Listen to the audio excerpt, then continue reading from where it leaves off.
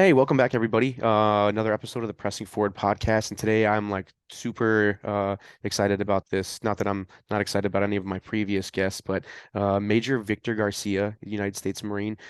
He's on his way of retiring after 29 years of honorable service to the United States Marine Corps, and luckily I got him here with me today. So, Vic, how you doing today, brother? I'm doing good. Really happy to be here and be able to share some thoughts with you.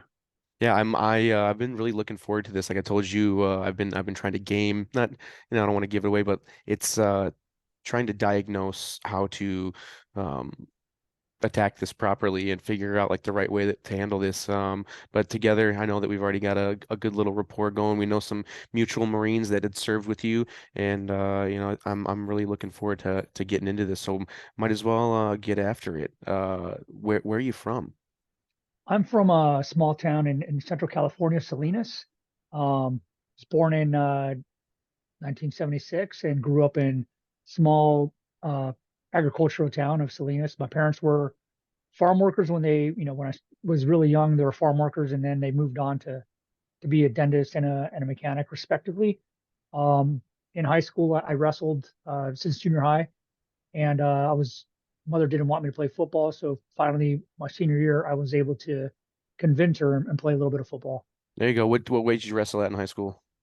High school went from 160s to my senior year 191s. No shit. Okay. Yeah, I wrestled a little bit up until senior year, and I was like 112 and 119, so I was a little guy.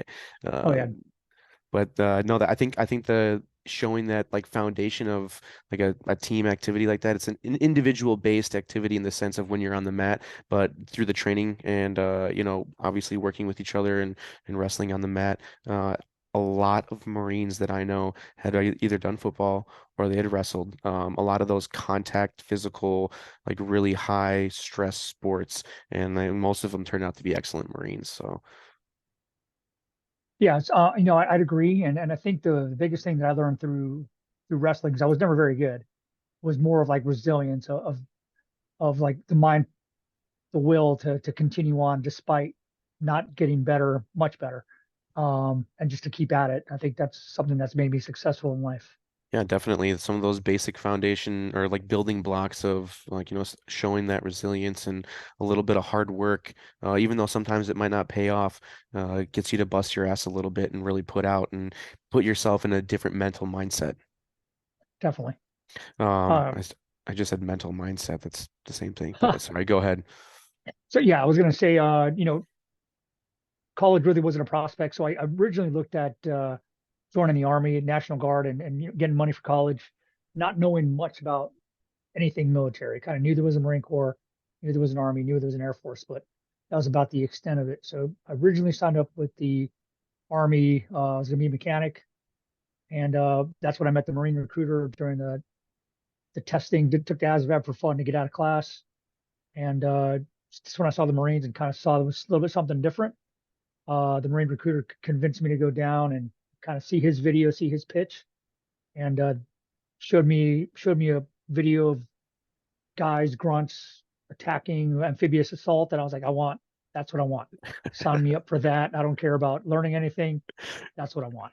I think that's funny you say that because when I first enlisted or like thought about joining the Marine Corps and like actually went and talked to a recruiter and he asked me like, what are you interested in doing as your job? I was like, what do you mean? What am I interested in doing as my job? Like, I want to be in the infantry. I thought that's all the Marine. I honestly had no idea that there was, other occupations in the Marine Corps. Growing up because you graduated high school in '94 and joined the military that same year. Correct. Okay, so what was it like, growing up as a kid? Did you get much exposure to things that had happened in the, Gulf War or Desert Storm, and then like Somalia? Was that because that stuff was like broadcasted on TV? That was really, especially with Mogadishu, showing those are pretty some intense footage that they were putting out on TV. Yeah, and CNN was pretty prevalent in the 90s. So in the Gulf War, we watched, at night the videos of the bomb of the strikes, the pre-bombing, and then we were following it closely all 3 days of it. But that's the war that was the Mogadishu stuff. That was just a blimp, Right. just like a piece of time. It wasn't hyped up too much. Right. No, but that those I was just, where those weren't really things that had, caught your attention in terms of joining the military. It didn't motivate you or drive No. you to, okay. Um, so, you done some sports in high school. You finally played football senior year. Did you do well when you started playing football or was I mean, it's a little bit late. So not being able, not playing a sport, coming in at it your senior year. It's did played a little bit, but it was second string. Yeah, no, but Yeah. the basis of again getting yourself in the different environment, that team setting, learning how to work, run plays, stand up a defense or whatever it may be. Um, that I assume high school culminates with you making the decision to join the Marine Corps. How soon after you graduate are you off to boot camp? Graduated in May, June, whatever time that was, and then August I shipped a couple weeks early. Recruiter had a spot, needed someone to ship, so I shipped. Nice. And obviously being West Coast already in California, you went to MCRD San Diego. I did. Did you, I know this is jumping a little bit ahead, but did you ever think of the time that you were standing on the yellow footprints? And I'm sure that you would ever be back there as a drill instructor one day? I mean, yes, when I was I mean, to fast forward towards the end of boot camp, team week. We used to have team week. I don't know if they had it when you guys went through, where we would do a week of mess duty. And in mess duty, so during that team week, I would march the platoon over to the main side, and I was like the team week guide because the real guide was off messing around with the general's building. So I was like the de facto guide, um, and just marching them and like right obliquing the recruits. And I was like, yeah, I'm gonna come back You had a and little, be a drill instructor. did Yeah, did you sing it pretty well when you were a recruit, like when you're marching around trying to really get that low height array? I I feel like I was probably as good as I ever was as a All right. recruit. All right.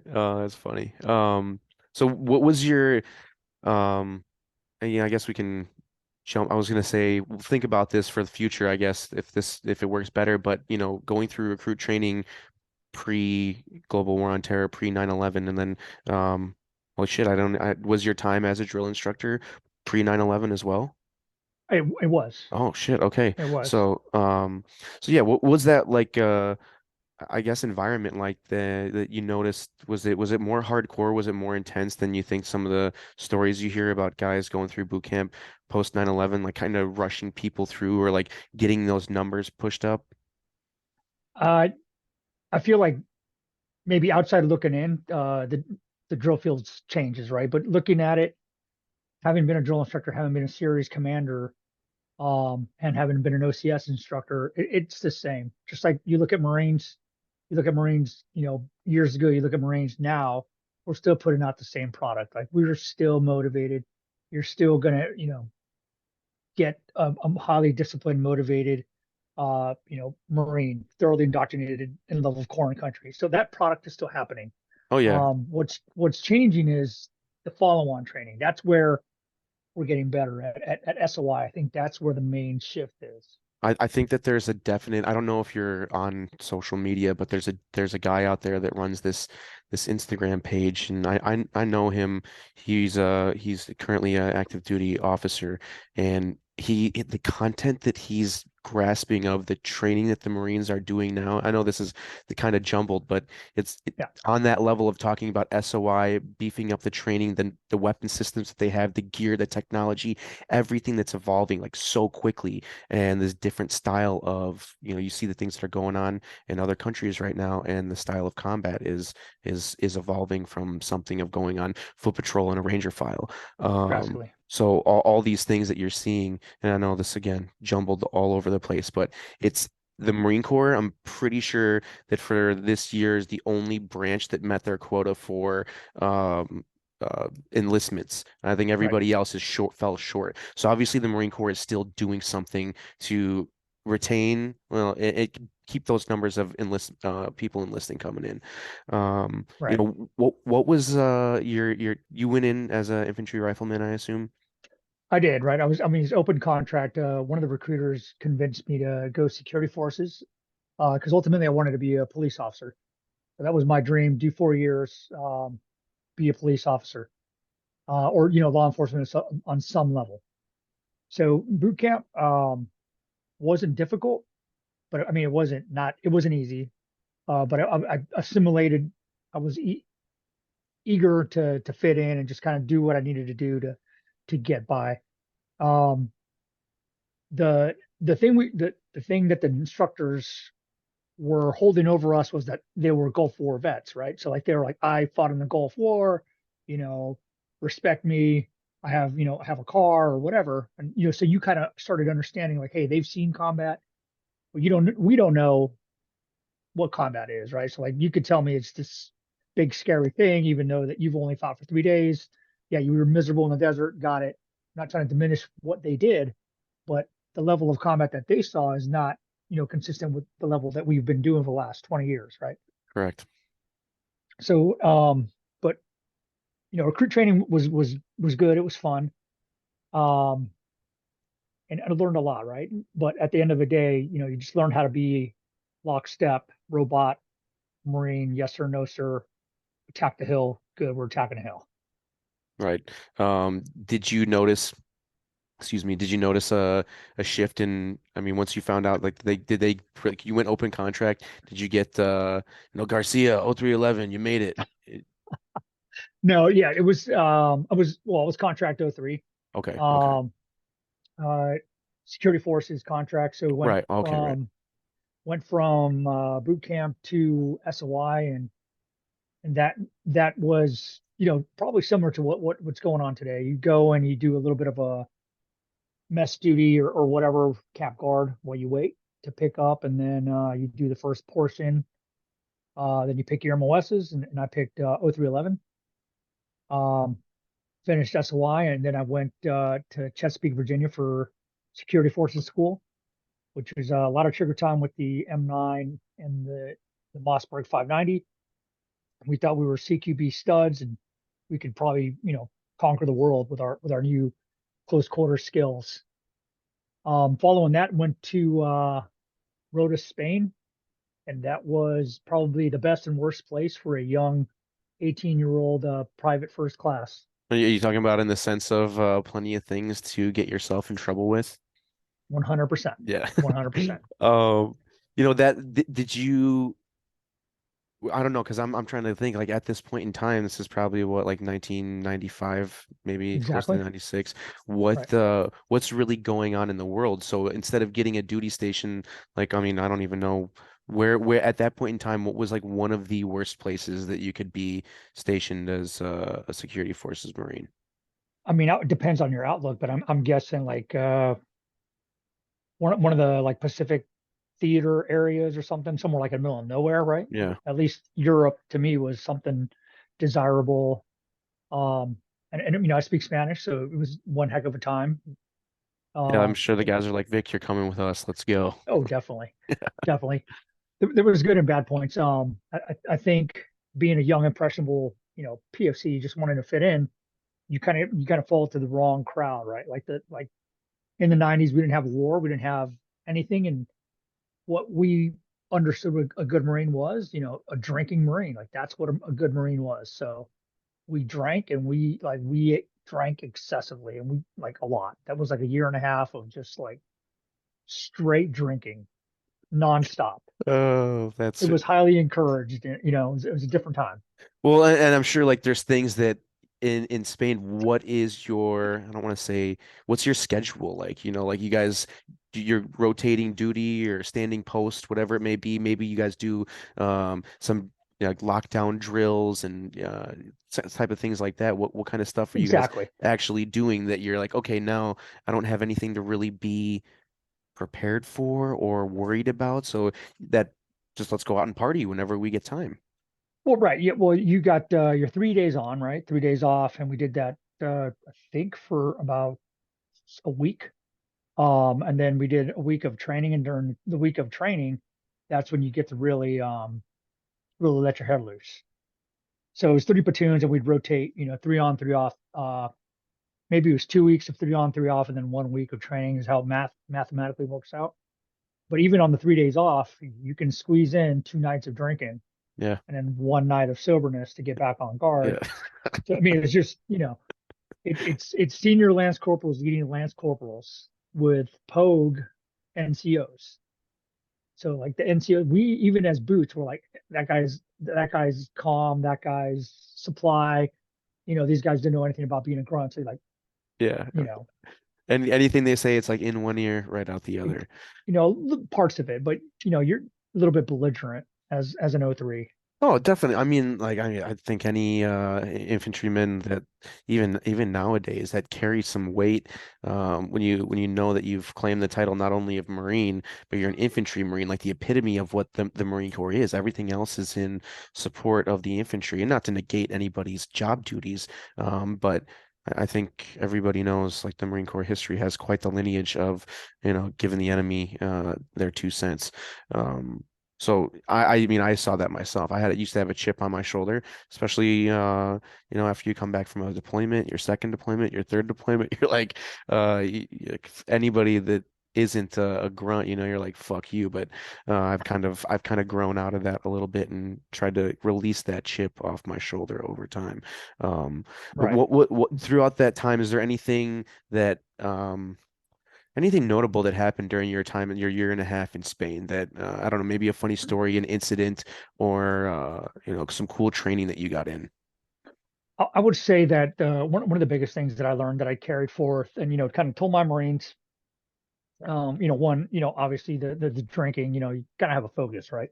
Gotta have a focus in life, and if the Marine Corps doesn't give you a focus, you're gonna find a focus on your own, right? So if I had a lieutenant, a sergeant, someone who's like, hey, we're preparing for war, guys, like that the partying and drinking is not the mission. Like this is the mission.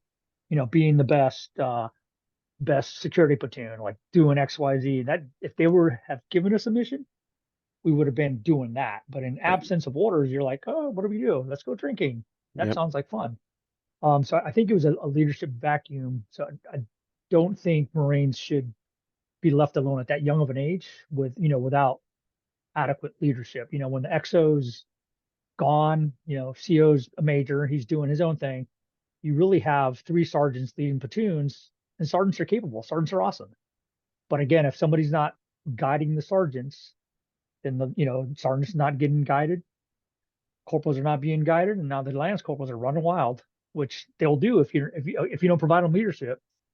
Yeah, They'll I think just do whatever they want. yeah, we've I mean, you've been there. I've been there. We know Yeah, exactly how it happens. That's how people's Jeeps end up parked in 29 Palms who lived on the top side barracks. So you'd be able to just pop somebody's Jeep into neutral if they took their doors off, and we would roll it down the rocks. We'd get in and yeah, break it, park it in front of people's doors, right? And nobody's got the key to this thing. They don't know where. I mean, yes, the shenanigans that happen as a Lance right. Corporal, it's wild when left unchecked. So this time, your time ramps up in Spain. You get a little taste of, um, I guess, being out on your own. You guys Right. had the ability to make decisions, and you're involved in whatever. You're doing this training, you're getting out there, you're having fun, partying, doing what Right. Marines do. Um, you come home. What's the next step for you? Where's your next duty station? I was getting close to pick up corporal, but we're chasing it, cutting scores, being ridiculous at that time. Shooting expert rifle, expert pistol, decent PFT scores, but still, scores are just out astronomical. So checked into 2-1, Golf 2-1. And since I was not on the last deployment, I was now one of the boots, right? So because I'm a lance corporal, I'm like every other lance corporal, I'm like in with the boots. You're not a senior lance corporal. Right. Um, I don't have an issue being with the boots. But when you look at the other senior lance corporals that are fat, don't know nothing, don't know their SOPs, you're like, come on, guys, like there should be a better line, either corporal, non-corporal, or tar, like maybe slower people and not as Yeah, proficient or some better I better get you. delineation. So that was kind of one of the biggest heartburns I had, checking into the fleet. Um, being a motivated Marine, like always, reading books and all that and ready to go. And yet you're lumped in like, no, your team leader is Lance Corporal, such and such. And, you, so worked my way out of being, got promoted to corporal like a couple months later and, promoted first team leader. And it was good, but that was the 90s. It was we still weren't focused. We still were, talking about the Gulf War. There's some good lessons. One of the corporals in the platoon, taught me that always bring water, like always bring extra water. He's like, hey, in the desert, I was out there for, 3 days, no water. All we had was this 5 gallon jug I had. So in my mind, made a mental note, like, hey, always have water. So I'd always carry extra water. I mean, it's one of those things that you pick up and you just kind of always remember that. Yeah, it's those stories of, I guess, poor decision making or poor leadership in the past that, everybody talks about when you're that boot and then you're going to be a team leader or they're going to be a squad leader. You always get that corporal or that sergeant that was before you and says, take what you like and you don't like about the leaders that you have. Take stories that they've told you or lessons that you've learned, adapt that to your new training style or your leadership capabilities, your leadership traits. And even lessons like that of making sure that you always bring water because nobody wants to be stranded on an op and have no water to keep them hydrated. So yeah, I very similar experiences. People telling horror stories of being in Iraq. Like my platoon sergeant said that when they were in Ramadi with 2-4, and this was their 2004 deployment, he's like, we were just pushing through. Guys had like two canteens and a Camelback, and an hour into a gunfight, when you're kicking door to door to door, you're out of your water, and you've got an entire day left to fight Oh your yeah, way through the city of Ramadi. So lessons like that are learned by right. some guys, you would hope that they would hold on to that. So when you get to you're in Camp Pendleton, what type of training are you guys doing? Is it still a lot of like Vietnam style tactics? Are you focusing on urban fighting? Like what's your field ops looking like at this point in time?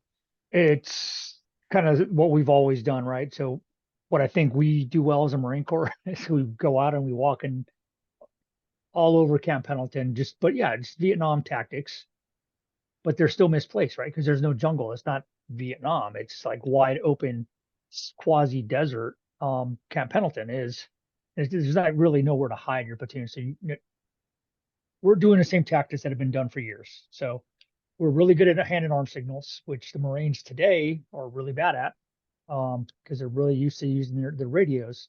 But we were good at hand and arm signals. You contact right, contact left. Raise one hand. Half the company's wagon wheeling around, firing maneuvers. Same basic tactics, but it's a little bit slower because it's word of mouth or you know on contact voice command. So you're in the back of the platoon or the back of the company, and they're like action right, and you're like hauling balls to get to the front to conduct the action. So it's those type of things. We were a helo company, so we'd always either insert on helicopters or extract on helicopters and hike in or hike out. So it was never helos both ways. It was always one or the other. Gotcha. So so we were always strong, and you you learned early to not overpack and bring over too much extra stuff. Okay, yeah, that's one of those things like on your first maybe field op and you got a gear list and it's packed down with everything that SIF issues or supply gives you. As you start going through these field ops, you learn like I probably shouldn't be carrying all this stuff that I Oh don't yeah, need. I think I wasn't stationed in Pendleton, but obviously going through ITB and then coming back for ISLIC, you see the training that they like you're taught to utilize less of your gear. I know in ITB that's not really the case, when you're going on hikes, but essentially when you go to the field, packing down only the essentials. Obviously, at infantry squad leaders course, you're like you can carry a day pack if you want to carry a day pack with a poncho liner, extra water, radio batteries, and it's like you learn what those basic necessities are to keep you sustainable as you're going through your operation. So it's all trial and error stuff, and sounds right, like you guys learned that out figure that out as you were going through and progressing to becoming able to hump in, fly out, or right. fly in, hump out, and it sounds like you still were able to get some good training in. Maybe not stuff that was totally going to apply down the road, but I'm sure there was Right. lessons learned through that. Yeah, but you look back at the gear we're wearing, we're wearing deuce gear, 782 gear, a war belt, canteens, suspenders, a butt pack if you went out and bought your own butt pack, which is a, Yeah, ass no, I pack. yeah, no, Yeah. I've got Yeah. like a jungle rig set up that's Yeah. got like a really nice. Okay. I just want to make sure, like, I know what That you're was the talking gear. about. Yeah. That was the gear we were wearing. 782 gear, Alice packs. If you went out and splurged and you bought your mountain rock, you could fit more stuff. But that was it. There was no day packs. It was you drop your rock, whatever's in your butt pack, that's going to sustain you for, X number of days or hours or whatever. Do you think that that kind of training that you had had back then, right? Where what would you say moving forward was one of the key lessons that you had learned besides the water? Right. Obviously, that's a huge thing, but in terms of gear and packing things, like what was one of the biggest takeaways that you had that you carried on through the rest of your career? I would say the like again warming layer, right? So or like what you have on you, like the bare bones, what you're gonna carry, like it has to be well thought out. So we did a recon mission, my second deployment out to up to Cave Springs. Company Gunny took our packs and they're like, yeah, you will get your packs to you later today. Um, Long story short, we didn't get our packs, and sub it was cold. It was so cold, like I'm shaking and shivering, and because I didn't have a warming layer in my butt pack. I didn't have there was things I didn't bring because I didn't think I needed them. But there's mistakes like that. It's like just hoping for the best is not a course of action. Right. So it's always having a warming layer. After that, you're not going to catch me without a warming layer. Yeah. Even now, you got one like stuffed in your cargo pocket or I underneath the do. seat of your truck. You're like not going anywhere without that. Telling you, it Um, was the coldest day of my life. yeah, I've been there a couple times. A funny story I'll tell you real quick.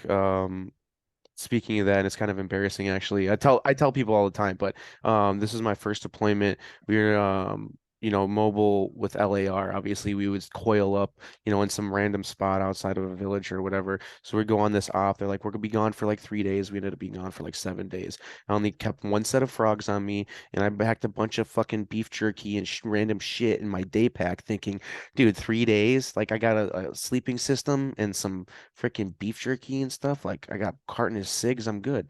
Well, the first night we coil up, I'm in my sleeping system. I literally just got off the 240 for doing post or watch or whatever. And I had a dream. I pissed myself. Okay. So I wake up, I pissed in my sleeping system. I went in with my frog gear. I mean, it's wintertime. It's December. Yeah. It's fucking freezing. So I'm like in there with all my shit, green bag, black bag, bivy sack, Oh, and pissed in my sleeping system. I wake up and I'm like, what the fuck? And have to get butt naked in the middle of the Afghan desert, lay my clothes out on the tire, and my green bag was soaked. My black bag was like kind of wet, and obviously bivy sack, that doesn't matter. But point being, I had to go to butt naked into my black bag that was like semi-soaked in piss, and I didn't bring an extra thing of clothing or like no frogs or undies or nothing because I knew what I was doing, and right. clearly something like that as being a child and pissing in your sleeping system while you're passed out, like that Yeah. didn't set myself up for success for the next 6 days. Um, Right. Yeah. Embarrassing. That's tough. Yeah. Yeah. This is a stinky guy. Yeah, yeah, no, I definitely got not held against me, but they're like, "Yo, Giuliano," because I told them the story about the dream I had. It's like swimming in the ocean. I thought I could just piss, and it was the butt of a lot of jokes for the rest of the deployment, needless to say. Um, but yeah, so you figure out that yes, warming layers not going anywhere without warming layers. What is some things in like shifting towards I don't know, desert operations? Because I know that there was like um you guys were obviously still do you go to 29 Palms and do any training up there through? We did. We did. I missed the first workup on the first deployment. I mean, it was back to back. So I did a second deployment, and the first deployment, our company commander was not as good. Um, but the second deployment, we got Captain Bohm. Now he's a General Bohm. So I was his radio operator and headquarters platoon sergeant. Um, so learned a lot, and did 29 Palms with the company. It was called CAX then, but I mean, it was phenomenal from, being a radio operator to the company commander. You just see a lot more of the ins and outs and the workings of the company. Um, so I learned a lot. And It, the deployment, we went to Kuwait, first deployment, maybe Jordan, but I mean, we did desert training, but it wasn't to the level of thought out as training is now. Right. Back then, we sat under a tent, we'd do a range, and we sit under a tent and just sweat to death, like just laid out there for 30 days for the most part. A few ranges, just mainly learned to be miserable. Yeah, that seems to be the case a lot of the times. I mean, being stationed there, we did that every weekend, pretty much. It was ridiculous. But what, you know, I guess instead of we got to go year by year, unit by unit. Yeah, What's that? I guess prelude to 9/11. I assume you re-enlisted. You're on your probably what second or going on to your third enlistment by the time September 11th comes around, right? yeah. So did the second deployment. I was going to get out, be a cop. I kind of extended to do the deployment. It was I should have got out in '98, but the deployment wasn't going to end till '99. I wasn't going to leave the company. This becomes a trend. Just make a note. Wasn't going to leave the company, not to deploy with the CO. You're his radio operator. I was his radio operator. So I, the first sergeant put a drill instructor package in for me, and he said, "Hey," I said, if it comes back approved, I'll do it. So it came back approved. Ended up, re-enlisting to be a drill instructor. Went down to the depot. That was a whole different kind of hard. But all in all, it was a really real good time. You work hard, it pays off. Did well as a drill instructor. Was with my peers or above my peers. Good mentors and the recruits. They're always put the heart into everything you tell them to do. So Yeah. it's You get some of the heinous nasties out there though that come across the parade deck sometimes. I always thought, obviously there's not everybody is going to fit the standard, and boot camp will weed a lot of those guys out, but I felt that there was some that kind of slipped through the cracks, being a drill instructor, and I'm not trying to yeah. what were things that you saw, as a drill instructor that were like the most disgusting things to you, or like what you like you're okay, this kid's doing this, or he's showing weakness in this way. Like, did you try to weed certain recruits out that you knew just weren't up to your standard? I would say early on, you're told like, hey, crush the recruits. Like the guidance you're given is to crush the recruits, right? So all you care about is ITing them and making them miserable. But as you're going, as you start progressing in the ranks and the billets of a drill instructor, you start understanding that no matter you could crush a recruit and he's going to go back, right? He's going to go back to the next cycle, to the next platoon, and he's going to do it again. So once I, became a senior drill instructor, I understood that I could keep pushing these kids out of the company, make them somebody else's problem, or I could take the platoon I'm given and do the best I can with what I'm given. So I think the realization, later, was do what I can with what I got, as opposed to like, hey, I don't like him because he looked at me funny, or this guy's got cross eyes, Yeah. or this guy's got a lisp, because the recruits will annoy the crap out of you no matter what. You spend 24 hours a day around these guys, and you start to dislike them, to say it nicely. But at the end of the day, like, as what I learned was that put out the best product with what you got, and that's all you can ask. Like, yeah, some of them are not. They're all not all going to be amazing. Some are just going to be machine gunner. Somebody's just going to be ammo men. But we need ammo men. We need Yeah. machine gunners. We need smart guys. So you train them as best as you can. Be like, hey, step of approval. I train those guys. Those are my guys. That's a good way of looking at it, and that opens you up to thinking outside the box, because me being so, narrow-minded in that sense of why are they pushing guys through that are incapable of meeting a standard. And not to say that I was the best recruit, Right. but I was physically fit. I stood in line, I paid attention. I started to excel and become better.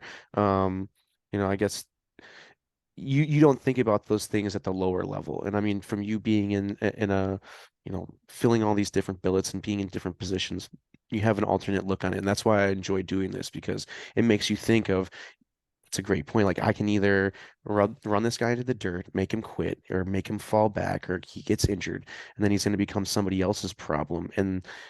Or I can take him under my wing and do my best to shape and mold them and give them a little bit of, I guess, guidance or mentorship in the right way that motivates them to, I guess, want to progress themselves, you know. So it's 100%.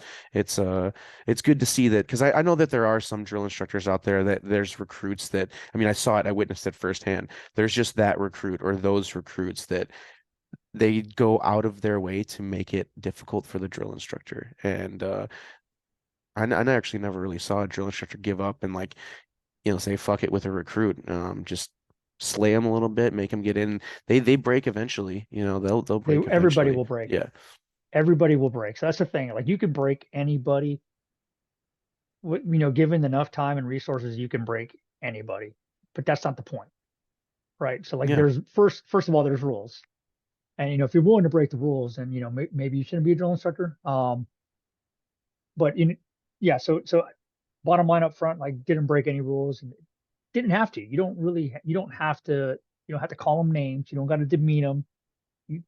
You can demotivate recruits. It's just such a simple mind game. It's you know, but that's not what you're there for. Like you're there to train them, right? So right.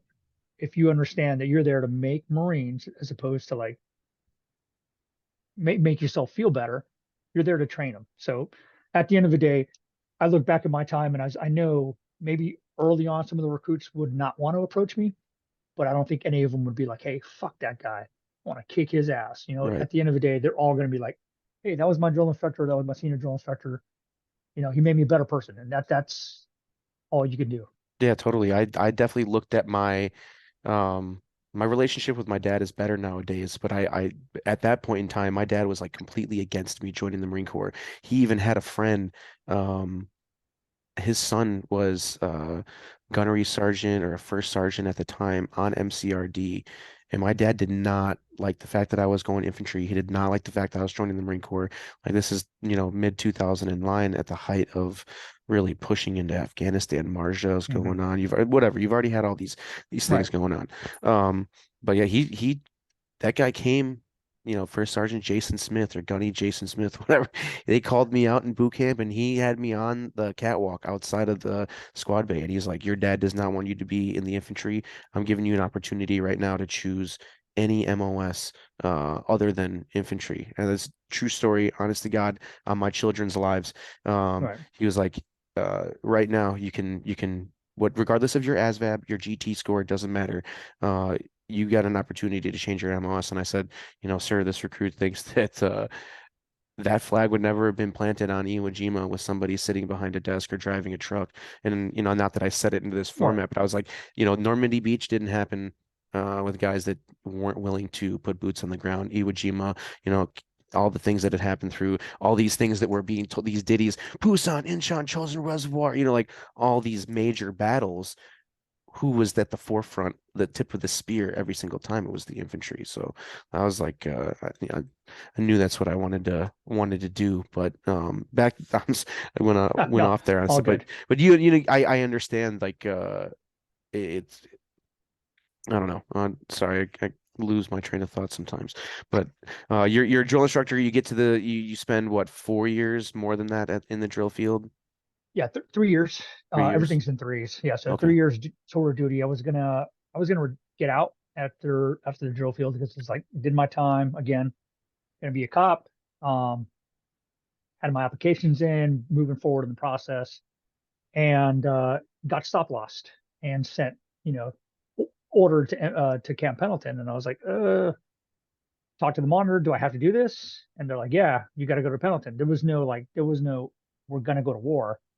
Um, I'll back in a second. It was after 9/11, obviously. Oh, okay. Okay. Um, so yeah, so went to checked into 2-5. Yeah, let me back up. I apologize. Yeah, so 9/11 happened. It was my last platoon. I was a senior drill instructor, and I was on paternity leave. My daughter had been born.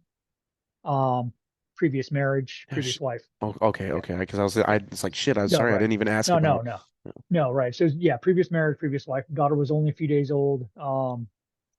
You know, squared everything away at home. Went in, talked to the recruits, and kind of gave them a pep talk or a reality check that we're at war, and that they need to prepare themselves to understand that they are now going forth in war, vice peacetime environment.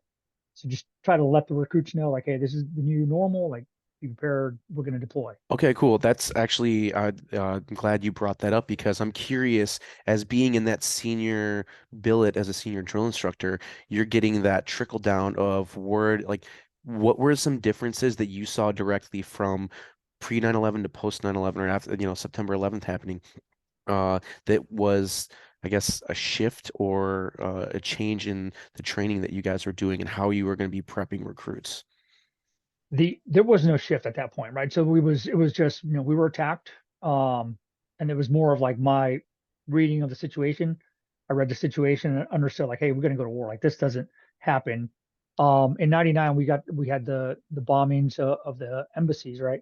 We were on deployment and we sent one of our platoons to guard one of those embassies. So like we understood the bombing of the Cole. So things are happening across the globe, as a young staff sergeant, you're putting two and two together of like, hey, these things are interrelated, they're interconnected. This is not normal. Like this is not just randomly happening. So, but the training remains the same. Like it doesn't recruit training doesn't shift. Yeah, no, Like I was just curious. it is such a slow beast to like it doesn't it takes years for them to like move 1 week to another spot or to affect changes. At the end of the day, all they're making is a Marine at that point in training. Right. I guess I should have asked like differently, and I guess the mindset shift, right? Because you're telling these guys different things now, and like obviously you're always like, correlating to previous conflicts and wars that happened, but now it's the game has changed. Now you guys are going to be potentially going out and you know going to combat.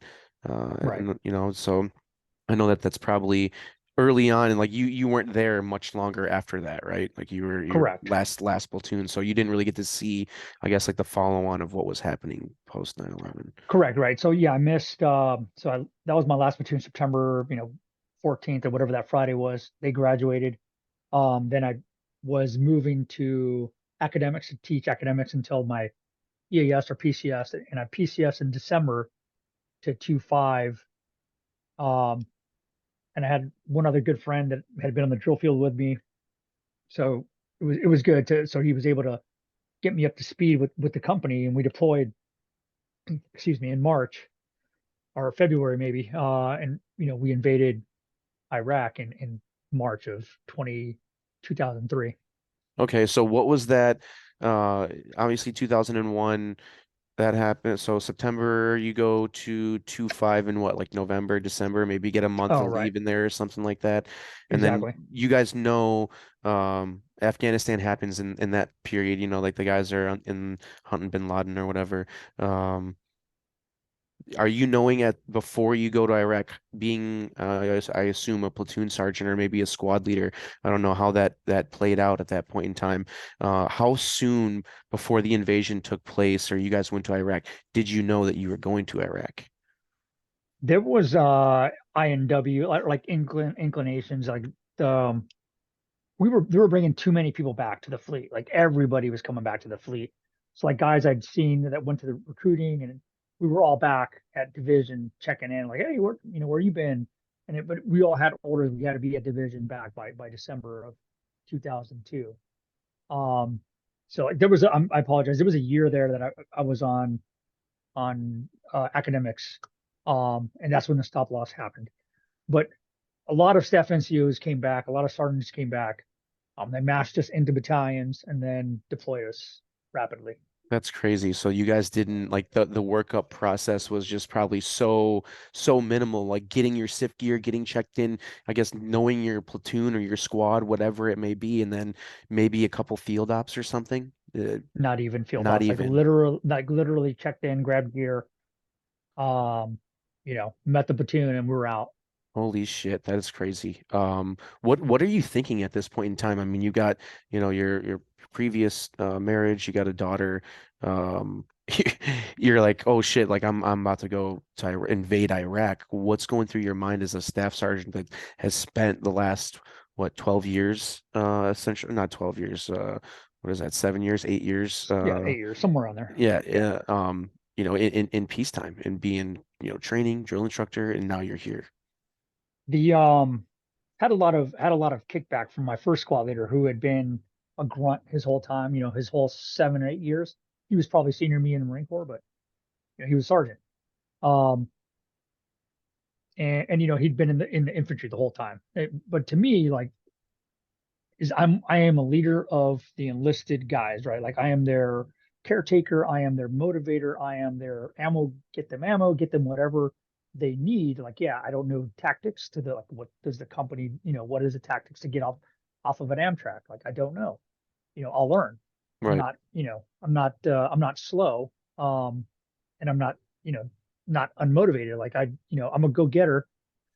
I don't know all the particulars of a lot of things. I still don't, even as an infantry officer, I couldn't tell you how to employ a mortar properly, like how to like set the thing up. Like I have no clue. I can Right. probably do it, probably get it shooting the right direction, but it's going to take me a while. Um, but that would be my biggest hurdle was my first squad leader, just kind of getting him to buy in. The lieutenant was good. Um, we had a good relationship, and I really wasn't worried about war or dying or things like that. I'm worried about the platoon. Like, do we have Right. ammo? Do we have water? Are we trained? Are we overtrained? Is lieutenant overtraining us? It's hot as crap. Like the guys need a break. We're And running in gas this isn't masks. Kuwait, right? Like this is what you guys are Right, staging to push. So you guys are right. going through and doing all this stuff. Did the guys have a chip on their shoulder or look at you differently because you had just came from the drill field? The Marines, no, Yeah. 100, No. no, Okay. Because I no. know I that mean, was like a yeah. There was a few of my recruits that were sprinkled in the company, which is kind of funny. But again, like I was never mean to them, like in a bad way. So gotcha. Yeah, it's yeah, like, oh no, shit, there's Staff Sergeant Garcia, like right, exactly. so like what the 19th rolls around, what was that like for you guys? I mean, are you track company? We're all, I mean, we're all meched. So like Okay, everybody was meched except for a few units. Some reservists were not meched. Like my brother was a reservist with 223, the First Marine Regiment, and he was like in the back somewhere because they were in 7 tons or 5 tons probably. But everybody that was moving forward, we were on an AAVs. All the AAVs for the Marine Corps were there. gotcha. Yeah, because I talked to a guy not too long ago. He was with First Battalion, Fifth Marines, Blake Flannery. I don't know if you're familiar with who he is, but he was with 1-5 talking about tracks, like them pushing in, going up to Baghdad, and kind of Right. gave that explanation of, initially it wasn't. I mean, and for them, I don't know how it was Yeah. for Second Battalion, Fifth Marines, but We were in the same group. So we were like okay. rotating, same task force. Gotcha. So initially, was it? Yeah, I guess this is like up to your standard or what you thought it was going to be, because like those first couple of days weren't very eventful, other than like the shock and awe type stuff where you could see Right. the bombs dropping, the oil fields burning, that kind of stuff. Right. I mean, I guess that, we had done so much study on the route. We had done so much on our objectives, like secure this objective, this gas oil separation platform, or whatever the hell it was. We had done a lot of study on it, and we did a lot of study on what to do on the objective, but we never really studied like actions on contact, which is, things that I was bringing up as a boot, staff sergeant, new to the company. I saw revetments in the imagery, like little holes in the ground, right? Like I'm like, those look like fighting holes to me. Like I'm not a fucking analyst, but those look like fighting holes. And the CEO was like, nah, we're good. We're gonna drop ramps facing the objective. I'm like, that doesn't make sense to me. Those, I don't, that doesn't sound like smart to me. But, so that's the dismissiveness of the company commander was something that I fought as an officer. Like you have to listen to your staff NCOs, even if they're wrong, at least like humor them and be like, okay, well, good point, staffs aren't, this is why we're not doing it. But I just felt like he could have like taken input, because once lo and behold, we get on the objective, fighting holes, weapons on the ground, nobody was manning them, but had they been manned, Right. we would have been in a world of hurt. It would have been, like landing on Normandy Beach or something with you drop the ramp and Exactly. you're facing the machine, like the Exactly. emplacements, weapon emplacements. That's Right. wild to think. And I mean, as being, an officer, I as a I think if you were to ask a PFC like what he would do in that situation. I don't think anybody in their right mind would drop ramps facing a possible enemy position. That's quite Right. quite silly. But that's one of those funny things that you hear, and I shouldn't say funny, but one of those Right. lessons again. Now that probably correlates to something that you took into consideration when you became an officer. So, Right. um, are are there are there like impactful moments or pivotal moments that you experienced throughout that initial push into Iraq? And you guys were there, what, maybe 6 to 9 months? Did you get extended, Exactly. or so? What was that Exactly. like for you guys? So the whole invasion portion, it was some excitement, some fighting, some not heavy fighting, but it was sporadic gunfire here and there. Once we secured Iraq, well, let me back up. One of the There was a point in time we pushed past our logistics, but nobody told us, right? Nobody said, "Hey, you guys are going to run out of food and water." Like nobody said shit. So we're eating like we've been eating 3 MREs a day. And then food stopped, like absolutely stopped. And we're just like, there's no food. It had been I feel like it had been a few days. It had been a couple of days since I had eaten. I'm just like, this fucking sucks. So I walked over to the company. I walked like a mile to the company gun. He was like, hey man, my guys need chow. I know you have some chow. Give me some fucking chow. Yeah, So that he gave me, yeah, he gave me like his MRE, his emergency boxes. And I walked back and I was like, man, we were fucking starving at that point. Now, did you think about obviously the Chow situation? That's wild. But what about water? Did you take into consideration that lesson that you had learned from that Desert Storm veteran that was one of your leadership back in the day? Did you Yeah, have plenty of water? the tracks had water. We had plenty of Okay. water. And I had briefed my Marines to like, hey, whenever you have extra chow, stuff it in your pack, and you'll need it eventually, right? So we had already gone through all that extra, like what you had, all the squirreled away stuff, and I had given away all my stuff because my staff sergeant like, see a Marine is hungry, like here, eat my food. Right. So I think like I was probably hungrier than everybody else at that point.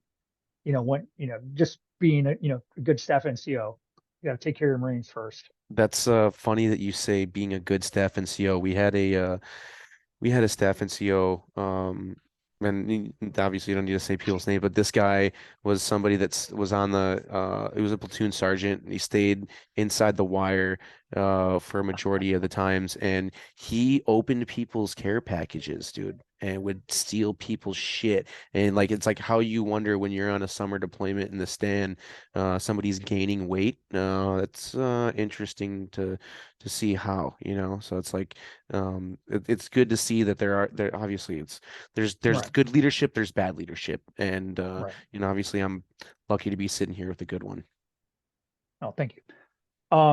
So that that deployment or that initial push was, like we shifted once we secured Iraq, and then we got given our own sector. Took over a school, then we moved to some other spot, and we just presence patrols.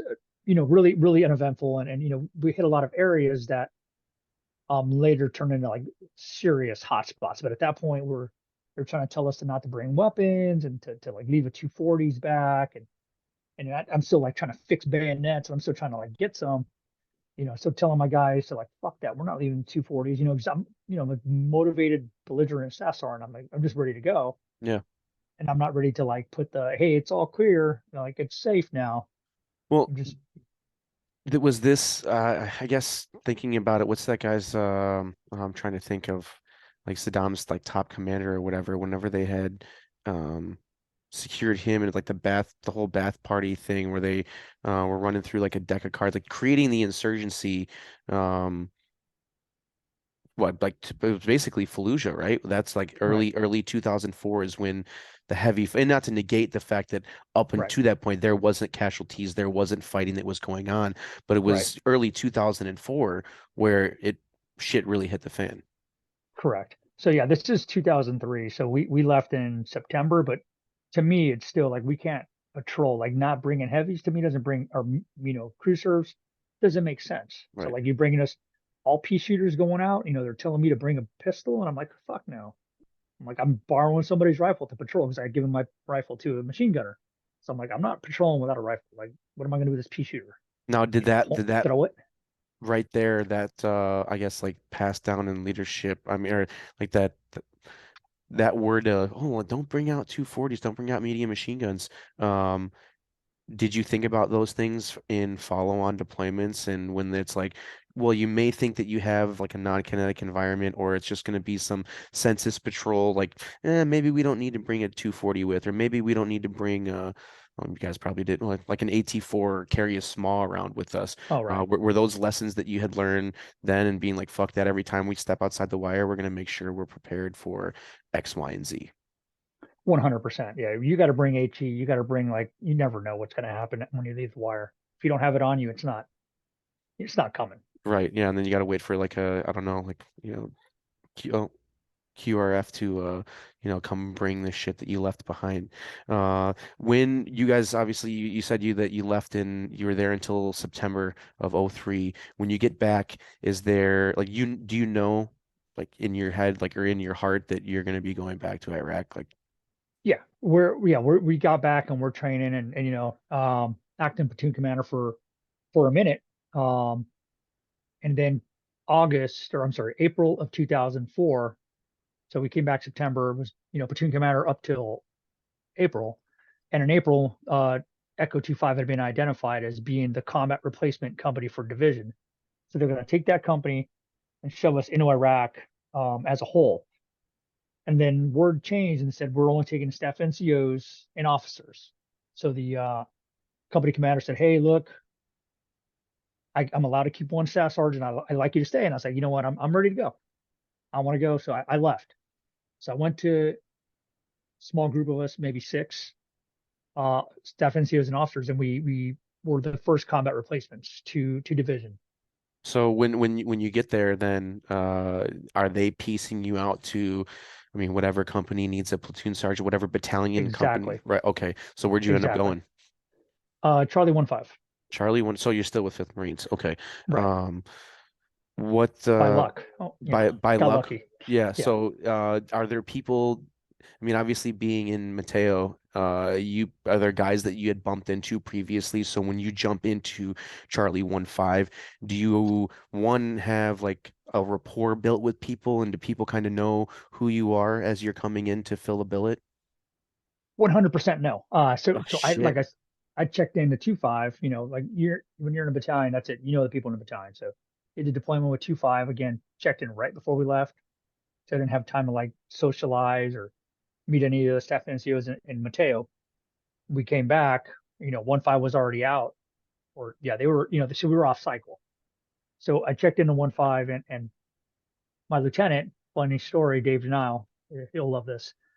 He asked me like, what do I know? When my day I checked in front of the whole company staff, he's like, what do you know about mortars? And I'm like, I don't know shit about mortars. I'm your platoon sergeant. Like, I don't know shit about mortars. I'll learn. But and he's like, well, I don't want you. I'm like, I didn't ask to be here Yeah. either. We ended up being great friends, but I'm like, I can't sit in your mortar section. Like, I'm not your mortar section leader. I'll get you ammo. I'll get you this.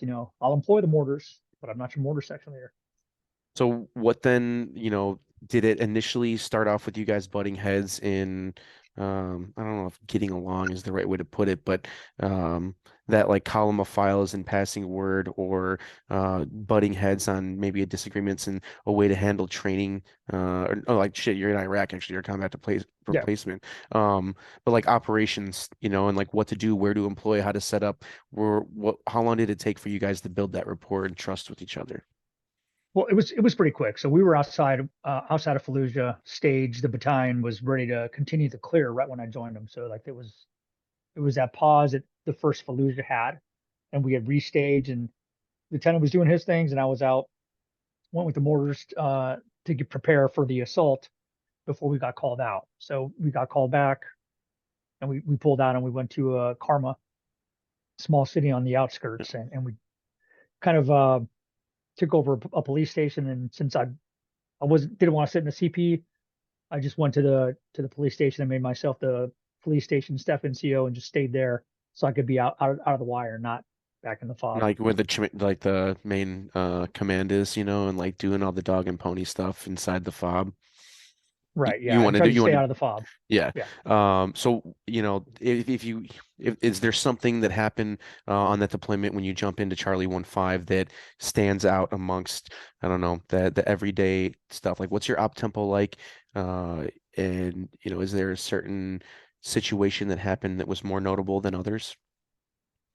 No, I mean, I was there for 3 months. I mean, it was good. We're doing ops. We're doing the same things we were doing in 2.5. You're doing knock and raids, your presence patrols, raiding houses, raiding supposed caches.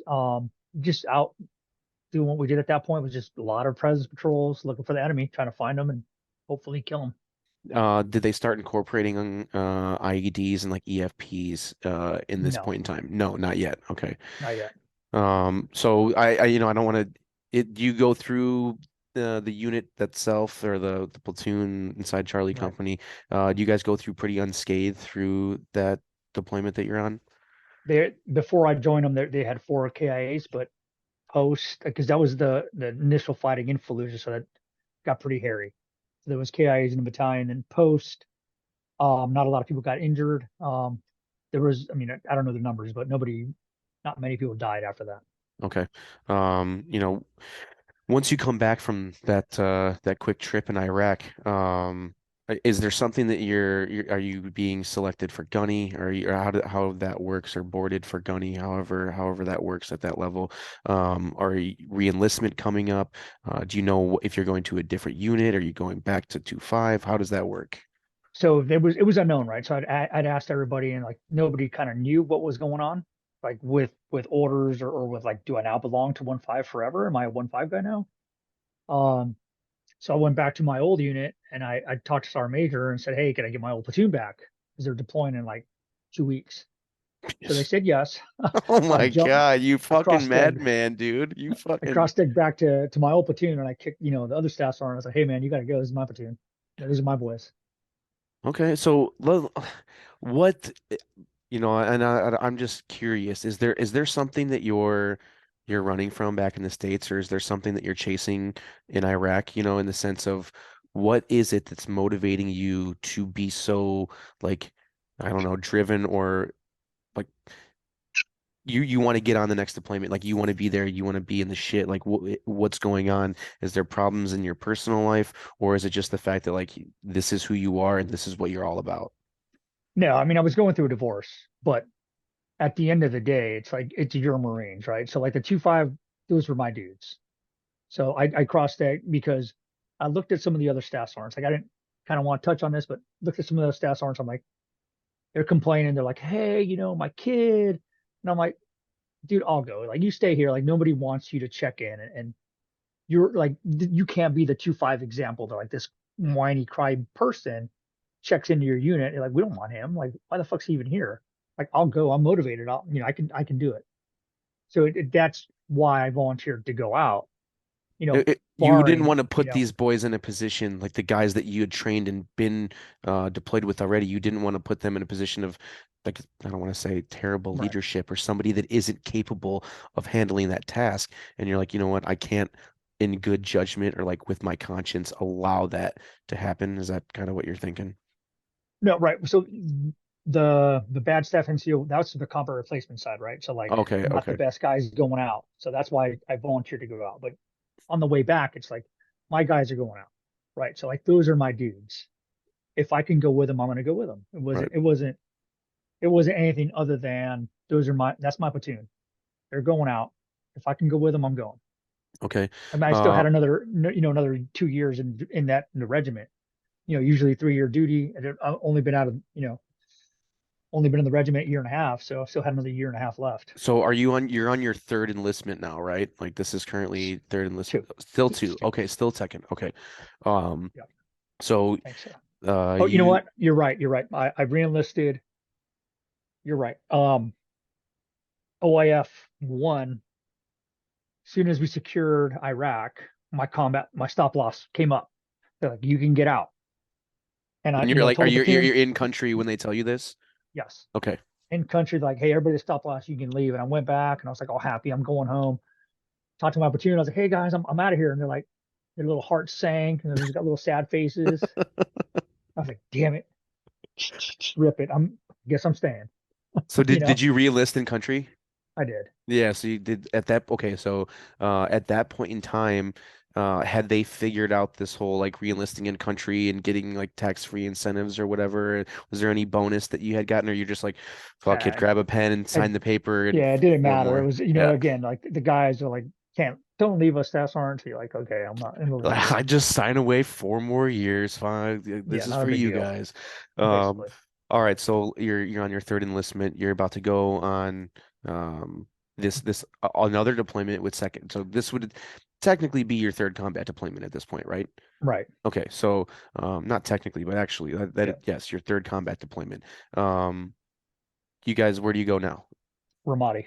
So we Ramadi. ripped out with Echo 2-4.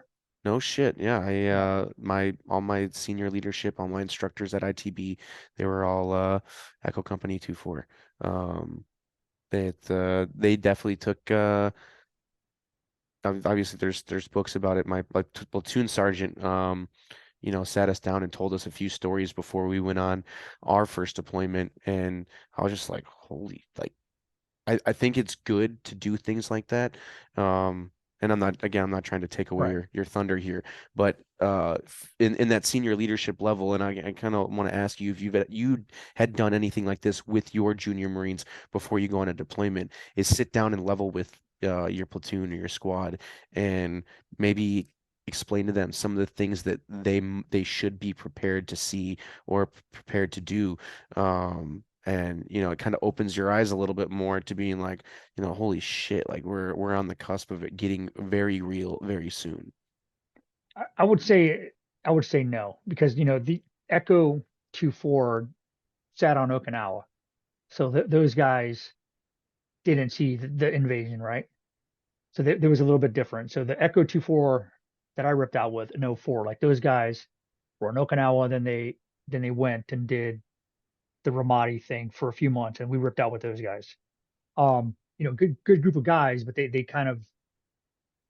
came from no training to straight war. Right, So my guys had been done OIF, even it wasn't super eventful, but they knew combat. Like they knew it's like everybody on that side of the line is fair game, like open up. right, So it was a little bit different, and I literally had just the leave block and I left. So like I had all my SIF gear, had everything. I just packed my bag, rode a two back over the one, and there I was back to 2-5. oh shit, that's crazy. um so you guys go to Ramadi. Was you hear a lot, obviously, ripping with 2-4 was. So this has got to be what they were there. So this is like summertime, maybe the fall of Exactly. 2004. Yep.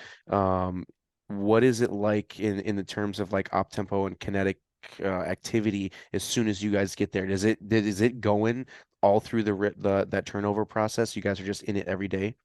Yeah. The day that we had the AO to ourselves, we were right outside of battalion, so we were in the snake pit, and we had some KIAs, maybe one, maybe two. I don't recall, but we mobilized the whole company to go out of the wire.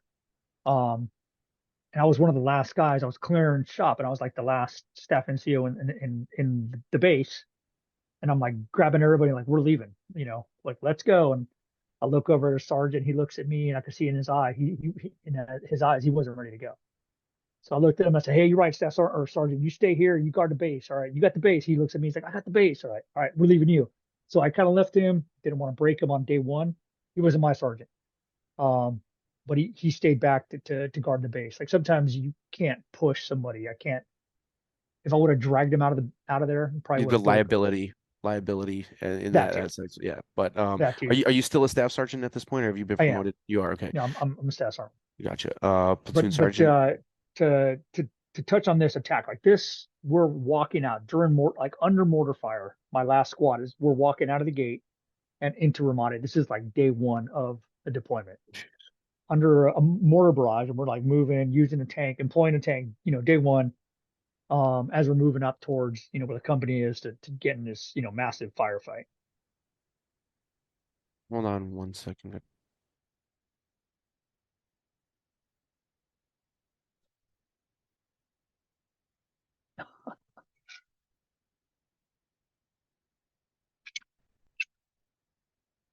Are we paused? I got time for a head call. Yeah, go ahead. You know what? I'm gonna go ahead and pause it. Go ahead and hit the head. We'll cut it Okay. there real quick. All right. Yeah. Go. All right. Took a little administrative pause there. You were telling us about walking outside of the wire on your first day in Ramadi, and you got mortars dropping around you guys. Yeah. So it was absolutely nuts. But that was Ramadi. Ramadi was the hot spot for the insurgency, and they really AQI really wanted Ramadi. So we were, street to street fighting. Um, there's days where, it's uneventful. You're patrolling. There's days you're walking literally through an IED blast and like wondering how you're alive. With that 155 just went off, like 6 feet from you. Um, there's that urban environment, many times you get opened up on and you're like, that sounds like that sounds like 762, like R762, like sounds like a 240 because of the buildings and the angles. And you're just like, it was an absolute nightmare Yeah, I can't for imagine on operations. such a large three-dimensional scale. I don't think most people, I mean, being in Afghanistan, like obviously a lot of these villages, there might be like a second story to a compound, you can be able to get an elevated position on, but you're not dealing with, I guess like, I mean, like multi-storied buildings, right? Not Right. just like a mud hut. This is rooms deep, and like you could have snipers and machine guns placed deep in a room that you can't even get your guns on. You need some type of put a 203 or a rocket in there to be able to engage that. And you're carrying all Exactly. this gear going house to house, making entry after entry. Um, I was told a story, and I don't know if this is something that you guys did, but Al Qaeda, insurgents, they pick up on your tactics, they pick up on the way that you guys may stack for entry or prepare to enter. Like if you're prepping a frag every time to throw into a room, they might start to get, okay, like all we have to do, we hear the frag bounce around, take cover behind our sandbag position or whatever it is, wait for that blast, and then, muzzles up Right. at the doorway. I won't say his name just because some people might not, uh, there might be some sensitive ears out there, but they would say that they started carrying rocks in their dump pouch and they would like prep a frag, but it was Yeah. just a rock. They'd That's toss it smart. in, and while Yeah. the insurgents are ducked down, they walk in and, thump That's thump. awesome. Yeah, Oh so yeah. but did you guys have, we just talked about your initial day, but as you're Right. progressing through this close quarters type of fighting, are there things that you adapted or learned very quickly that changed the way that you guys were operating running through Ramadi? So the thing about Ramadi, vice Fallujah and vice, Fallujah too, is that it was civilians lived there. So you couldn't just clear the whole city. It wasn't a clear operation. It was hearts and minds. It was presence. It was you see the insurgents, you kill them. You don't see the enemy, you don't kill them. So it was that use your better no better friend, no worse enemy type stuff. So it was very difficult. I think it's a lot easier to say, hey, just level a building, one Right. five five, and or a main tank round in the building, or a rocket or whatever. So I think that warfare is a little bit harder when you have to judge and is that a friendly, is that an enemy? So yeah, we're not throwing frags, we're not throwing rocks. It's literally presence. Hey, how you doing? Or if it's a raid, then we conduct a raid, but we're not just going in shooting everything, right? Gotcha. So it's more so like you have to make those critical and decisive decisions like when you're going through on I guess so more of the eyes tell a story and the hands kill type of thing and being more like, aware of what's going on.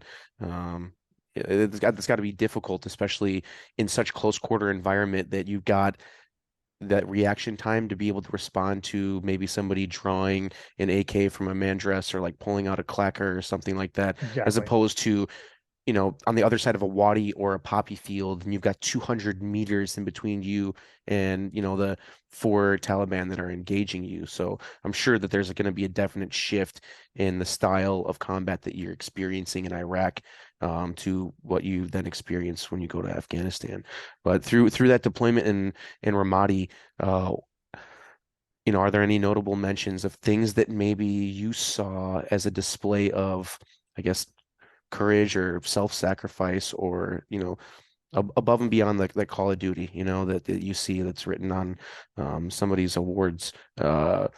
And I'm not looking for, like, tell me about a time like I was awarded No, a right. Silver Star, but is there something that you saw in your junior Marines or the Marines that you were leading during your time in Ramadi that still stands out to you today as like, wow, that was, something above and beyond? I would say that, your Marines, like your Marines are like your children, right? Like they're your fucking dudes. Like those are your guys. So you protect your guys. Like those are your children. Like those, not to be like weird, but those are like your guys. Like you look after them. You look after all Marines, but those specifically are the ones that you're trying to make sure that they get back home. Um, so the way my platoon specifically, responded and never bitched, never complained, never, always ready to do another task, whatever they were asked to do, they did. So they performed, awesome to the highest level, in my opinion. There was no standouts of like, hey, he jumped on a grenade or he did this and that. No, but they're out there every day, guns up, whatever you ask them to do, they're doing it. Two events that are notable, are worth talking about because of, possible lessons learned, right? We were sitting on the government center, as the security force for the governor, and it was nighttime, and I was sitting on the roof with maybe 6, 7 Marines on the rooftop, and as I'm looking, there's a convoy of army coming through. They were not on the same freak; they're on their own freak. They didn't call into battalion. It's RAO. They didn't call in, tell us they're coming, but it's obviously M113s, like the little tank things, and other army vehicles. And we're looking at them, and you could hear them talking like, "Hey, there's guys on the roof. There's guys on the roof," and they're like all spazzing out. Like you could hear the convoy spazzing out. I told my guys, "Hey, get down, back up." And then they opened up, and they opened up with, with 50 cal with everything on us. So I got a Red Star cluster, shot it in their direction. They're like RPG. Then they Oh, really opened up. jeez. They really opened up. So part of me wanted to just kind of like, oh, I could easily kill, like An army convoy just, right now. I Yeah. could kill like a bunch of guys. They're open top. Obviously didn't do it, but that's the instinct of like wanting to fight, wanting to re-engage them because we're being attacked. And one of my Marines would get hurt.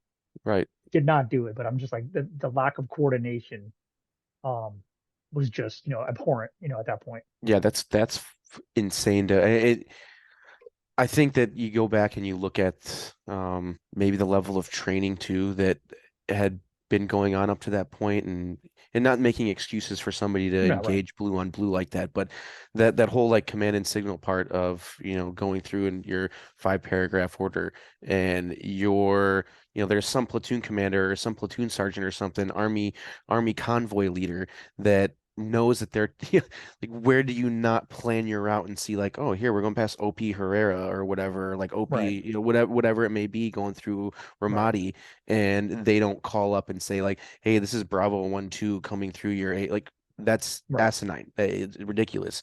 Um, so that right there, that probably another thing of just that column of files or the command, it's like the communication when you're entering another battle space or transitioning, or units are shifting, whatever it may be. Uh, right, yeah, be able to properly relay that. right. And then the other story would be like, hey, we went into an area where we knew it was pretty hot, and we were ready to fight. Like we went there to look for a fight, to look for insurgents, and hopefully, kill them all. And as we're walking in, and we're sitting in a ranger file, the whole platoon, 2 squads, was sitting in a ranger file. We had an overwatch of snipers somewhere off, to one of our flanks, and I saw 2 guys wearing like the red masks on their face, and I'm like, damn, that looks weird.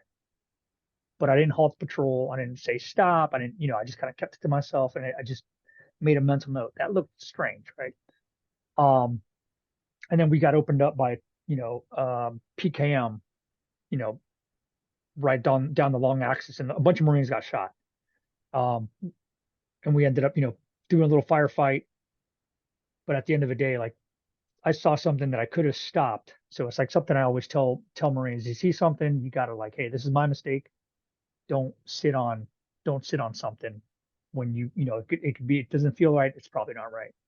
Yeah, no, that's a good point, and that see something, say something is huge, especially even if it's I know at times I was very hesitant because it's like, shut up, you stupid boot, like you're like, hey, Lance Corporal, there's some trash over there or whatever, it's like, Right. yeah, the entire country's fucking trash.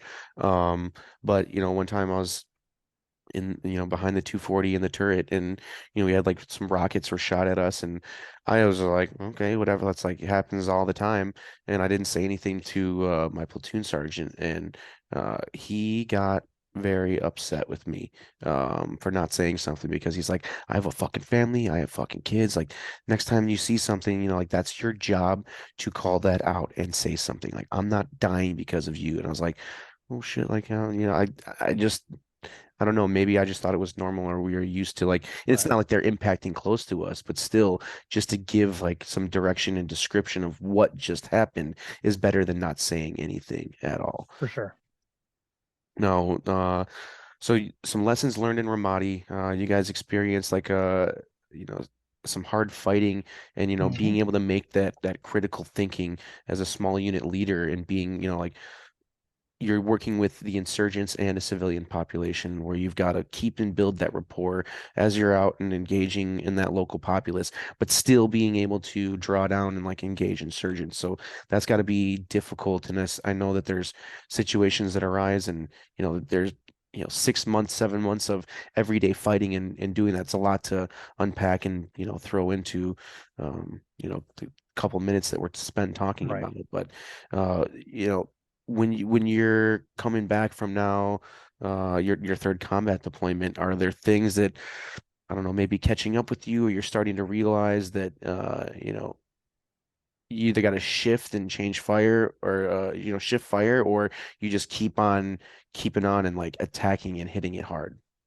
I would say the part of like the actions, like the, not going to call them PTSD, but like the stress, right? So like you hear reacting to like balloons popping, like stuff that still bothers me a little bit. Like my son's like popping balloons. I'm like, stop it, and he's still popping them. I'm like, it still gets to my like core of like where I feel like it's a gunshot.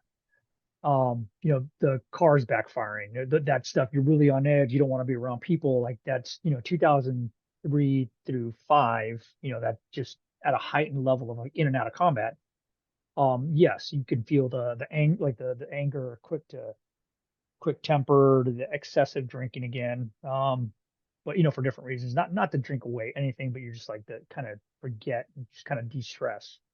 Um, but at the end of the day, I got orders to, didn't do anything to reconcile or fix any of that, but got orders to OCS to be an instructor. And those 2 years allowed me to decompress and kind of focus on other things, my daughter, um, and training candidates, officers, and that was a totally different ball game than training recruits. Yeah. Have you now? Can you be a? Because I know a lot of guys, they always say like, oh, the gunny or whatever at OCS. Did you pick up gunnery sergeant before you headed to OCS? No, I No. picked up Okay. gunny there. Okay, Yeah. gotcha. All right. So you spent 2 years at OCS. You're able to like unpack a little bit of that, the ammo cans and some mortar rounds and rockets that you got stuffed in your pack. It's getting a little Right. heavy. Decompress a little bit. Did you feel, um, I don't want to say inadequate, or like, was there a thought in the back of your head that, the war is still going on, and you're at OCS and you're not out there with guys, like going back and deploying, or are you grateful for that opportunity to take a step back and be at OCS? If they would have let me stay in the infantry, I would have stayed, right? So like I got ordered to leave. So Okay. it's not like I'm like, hey, can I get orders? No, it was like literally, you got selected, you're leaving. I'm like, what can you do? Like, I'm a good Marine. They told me to go, I'm gonna go. If they would have let me stay in Fifth Marines, I'd probably still be there now. I was at the point of my life, young 20s, coming up on 30, like I can do this all day. Have no, you don't know fear. You don't know. I mean, that doesn't motivate you. It's like you're Marines, you're leading Marines. You're like, oh, Marines need to do this. Let's go. You're not going to like step back.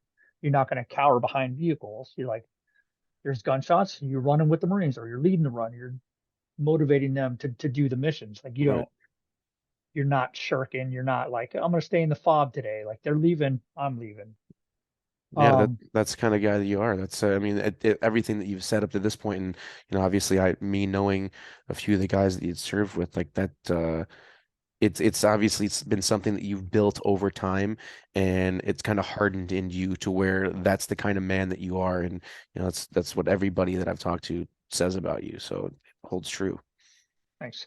The so OCS, I mean, wasn't really focusing on the war. So like I have an ability to kind of focus on what I'm doing. I wasn't like, going back like what's Iraq doing? Like, Iraq is like I'm not in Iraq. I'm training candidates. So I'm focusing on this. Trying to make the best candidates, make the best officers that I possibly could by, training them hard training and be like, hey, look, in Iraq, shit's real. Like you're gonna be leading Marines. So I'm providing like my input to the Marine Corps by making the best officers I possibly could. Nice. Now I'm assuming, or maybe this is wrong, but by assuming this, but seeing the officers, going through OCS and being in that environment, is that where you kind of get the wheels to start churning and thinking about going to become an officer yourself? I had always wanted to be an officer, so I went to the recruiter, want to be a machine gunner, but I'm, sitting on one of his many days in the recruiter's office. I'm looking at the manual and I'm like, Marine Corps officer, what's this? And he's like, yeah, it's not for you. I was like, okay, dumb brute, like, that's not for me. Kept going, but it's just like, he's not that, it's not for you. I'm like, Roger that. And I just earlier when I was a young PFC and I was like, boost was a thing and MESAP was a thing, but I'm like, I don't have good scores. Like, I'd never been great at school. So I just didn't apply. Um, but I started doing college at night, did college as a drill instructor at night, did college. I was just kind of getting college knocked out. So I put my MESEP package in, or it used to be a MCP package. You could do with 2 years of college, you could get your commission. So I was working towards that. And the year I was going to apply, they did away with that program. So I applied for MESEP, got accepted to MESEP, went to San Diego State for 2 years and got my commission. Okay, so with the college that you had previously done, I'm assuming that you already had an associate's degree with the things that you had done at night or close to it. Credits, right? Okay, I didn't get credit. a Okay, degree. credit. Okay, right, credits. All right, so you've got those college course credits. You go to SDSU, um, get your uh, get your degree there. What's your degree in, if you don't mind me asking? Political science. Okay, so we're gonna. I guess we'll say that. Say maybe we'll see Congressman Victor Garcia one day. Um, Once you go through, finish school, you get commissioned, or no, I guess you got to go to OCS still, right? OCS was summer '06.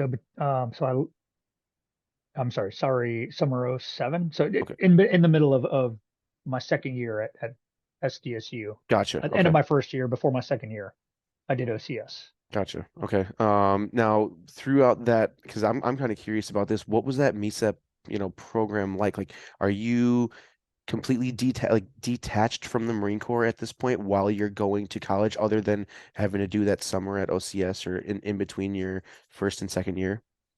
So you're part of the NROTC cadre or like core of cadets, right? So like if you're at Texas A&M, then like the giant core that you're part of that.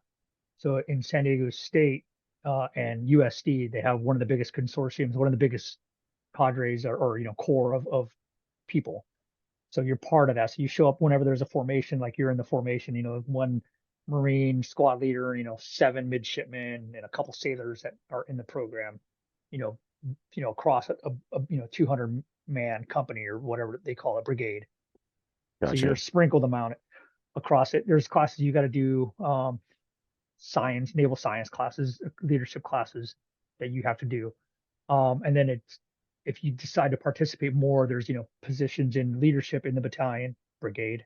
Um, and I was the PT instructor for at least one of the years that I was there. Oh, so you're out there just slaying people. Exactly. Nice. Um, yeah, that does not sound fun. I like being on the receiving end. That does not sound fun. Um, So you finished college, you've already gone through OCS. Once you graduate, are you commissioned as soon as you graduate from school? Exactly. Yeah, you commissioned in May '09 and then went straight to TBS. One backstory, OCS had been an instructor at OCS, right? So I went back 1 year after I left and it was like all of my peers that were there Yeah. as instructors. So it was like the absolute worst experience. Oh God, did they just be like, all right, did they just belittle you and like make you do like, 100%. yeah, Well, that's no, fucking nothing, fun. nothing crazy because I mean I know the rules, so Yeah, it's yeah. just like I'm not going to do anything to like do this. I'm not doing that. Um, but at the end of the day, so the funniest story I find humorous. It's day one or two, and I'm silly candidate walking around being a candidate, and I'm in the head washing my hands after chow. It's outside the chow hall. There's another little hard head out there, right? So I go in the head and I'm washing my hands, and I realize there's nobody in the room with me. Like everybody disappeared except for like two drill instructors. And I knew them. Like one of them, his brother had worked with me. He had been one of my drill instructors in the depot years ago. His twin brother was one of my hats. And I'm like, I never treated his brother bad. And the other guy, I kind of knew him by face, but I didn't know him. So they're in there like, I guess we're fighting, like, because some of the guys really hated that I had transitioned to the dark side, right? Or that I was going to transition. So I was like, man, I guess we're fighting, or I don't know what the fuck's about to happen. But they're like, hey, yeah, we're proud of you. Good job. And I'm like, man, I thought we were about to fight. No clue, Uh, it's about to no get idea. jumped by two dudes in the bathroom, at the like this is what you get for going to be a fucking officer, you Yeah, know. exactly. So what was that like? I mean, you've already gone through all these things in your life, right? Like obviously growing up, you've been in the Marine Corps, you've been on multiple combat deployments, you've been a drill instructor. Obviously, not negate the things that you've done Right. prior to combat. Um, but you've made all these accomplishments, and like you're like, well, I kind of wanted to be a Marine Corps officer. You do that. What's that feeling of accomplishment like, or like what's that next tier? You've been a senior enlisted Marine, and now you're going to be like the most junior officer.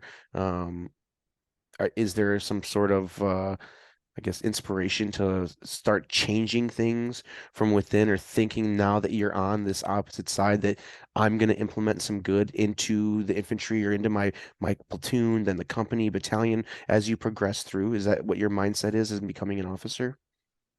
No, I mean, I would say that the best thing, like when you're a staff, I mean, you know this, when you're a Marine, you're like, you want to be the best corporal, you want to be the best sergeant, you want to be the best staff sergeant. Like you just want to be the best for the Marines. It's not about, I want to be the best because like, I want people to high five me and say, hey, staff sergeant, you're the best staff sergeant in the whole division. Like, no, I want to be there for the Marines. So, as a gunning, same thing. You're like, I want to be the hardest platoon sergeant to make the best lieutenants, the best candidates. So, and wanting to transition to be a lieutenant, you're like, hey, I could be an 0369 gunny, more than likely the company gunny, which is a great job, or I can start over, be that lieutenant, and restart my career at a younger age, at a younger billet, and keep going, basically reset and Yeah, kind of yeah. do some of the things over that I didn't get a chance to do.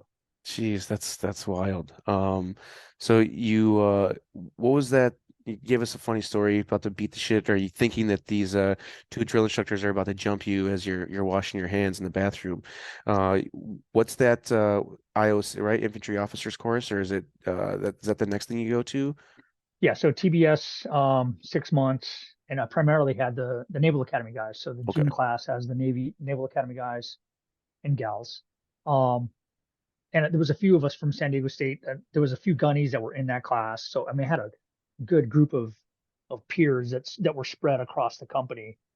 So I think we all did a good job to mentor and kind of like teach our peer lieutenants and not have a chip like, hey, I'm a gunny, don't talk to me. Right. So I always forget that OCS is that what allows you to become, and then the basic school is where you got, it's like your ITB for officers, right? Or well, Yeah, I mean, kind of, kind of. But then you kind of, still got to go to infantry officers course after that, right. correct? Yeah. So they make everybody a provisional rifle platoon commander. So lawyers, pilots, everybody is a provisional rifle platoon commander. So we all learn the basics of how to be a platoon commander Right. in those 6 months, and obviously fit reps and awards and all this other fun stuff that we love to do is also stuck in that six Yeah. months. Any notable mentions in that 6 month period? I mean, you did say that you were kind of already set up with some of your peers, and obviously it was you implementing some of that previous and prior experience and mentorship into those guys that are the young platoon commander, the young kids that are literally just coming out of college.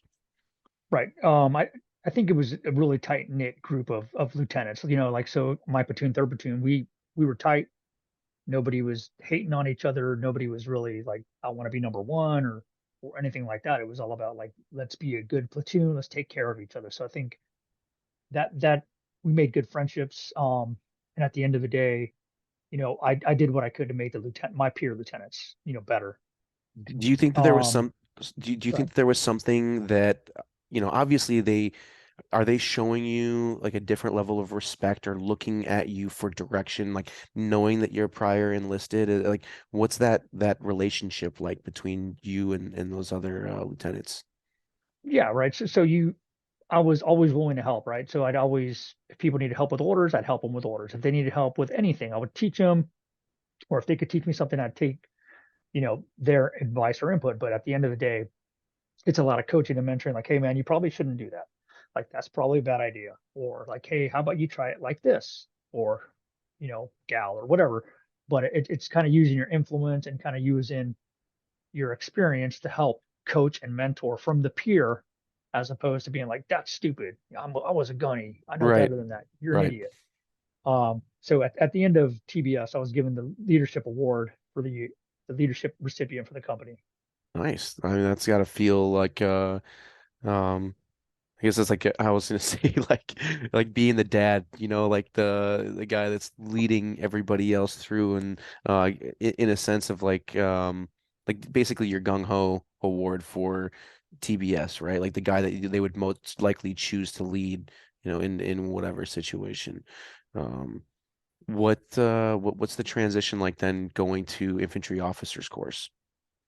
It was man school, like not to be, at that point, it was only dudes going. So it was just like the toughest, dumbest people because like all we want to be is grunts. Like that's all we want to do is like lead, fight. So there was some time between the end of TBS to the time we picked up and we're just PTing, we're running, we're doing crazy wads, we're just like crushing PT nonstop, just to get ready for IFC. So when you get there, do you think that you're prepared? Like, well, I guess physically, was it a bigger kick in the balls than you had expected it to be? The biggest kick in the balls is I didn't change my socks, right? I'm like, I'm on day one, the test that they do to you, you're like, I'm like, they stress this out. Like you have to do this in X number of minutes. Like, find some land nav points, run to this spot, do this thing, run to this other spot, swim in the water, keep running. And I'm just like, to me, I'm like, I, I just got to keep going. But what I should have done was like, when I got wet, like a skid marine, take my socks off, put new socks on. At the end of this, my feet were destroyed, like absolutely destroyed, like they've never been in my whole career. Like top to bottom of my foot was just a giant bunch of blisters. So like I paid, I hid it from the staff. They probably knew, but I pretended to hide it from the staff where it was a good 3 days where I could not walk. Yeah, that's brutal. And that's just right there. That's the being hard-headed and being like, I'm not, I've done this before. This ain't my first rodeo, like I'm Right. gonna keep pushing. Um, Yeah, I mean that's pretty typical though. I think most Marines are like that, like and you look back on it and it's another one of those things of, maybe I should have changed my socks and wouldn't have, set myself up for a little bit of failure or pain. Um, Right. are there any things that you can think of that maybe you hadn't seen or all the experience that you've had from even going back to being the radio operator for your company commander back early on in your career and going through these combat deployments, being in different leadership positions, um, is there something that you found I guess learned um, or like while something clicked for you that you hadn't known prior while you're at infantry officers course? I mean, honestly, like it's relationships building, right? Building relationships with my peers. Like you didn't really, there was nothing that they taught us at the school. They showed us how to employ things, how to do, urban attacks, how to do live fires, things I had seen, but it was different ways. So like there's new techniques on how to do things. I mean, it was just like a good time. It was like you know, however long it was, 3 months of just shooting all the weapons engaging and just having a great time, just like a hard PT, hard rocks, hard movements with a lot of weapon, and you just kind of really see who am I gonna pick as my peer? Like who am I gonna depend on when we're in the fleet? Because I'm like, that guy probably won't call him, but that's the guy I want next to me. So I think we determine like who's the cream of the crop Okay. in the MLS. Now with this, when do you already know what units, like when you say this, you already know where you're going or like what guys are going to be your peers when you go to those that whatever infantry unit you're moving on to? Right. Yeah. So I because I had a daughter from a previous marriage, I was given Fifth Marines, you Gotcha. know, and so I'd asked for Fifth Marines, and then I was supposed to go to 2-5, and I had everything planned, and there came an opening for 3-5, and I knew they were going to Afghanistan. And I knew the company first sergeant, him and I had been gunnies together. Oh, So First Sergeant I Carlisle. well, no, Melendez. Oh, okay, okay. Carlisle was a gunny at the time. Oh, okay, gotcha. Yeah. I so you go through, you see some of your peers that you're going to be going to Fifth Marines with. Um, are not in, I don't know, you don't have to answer this, you don't want to.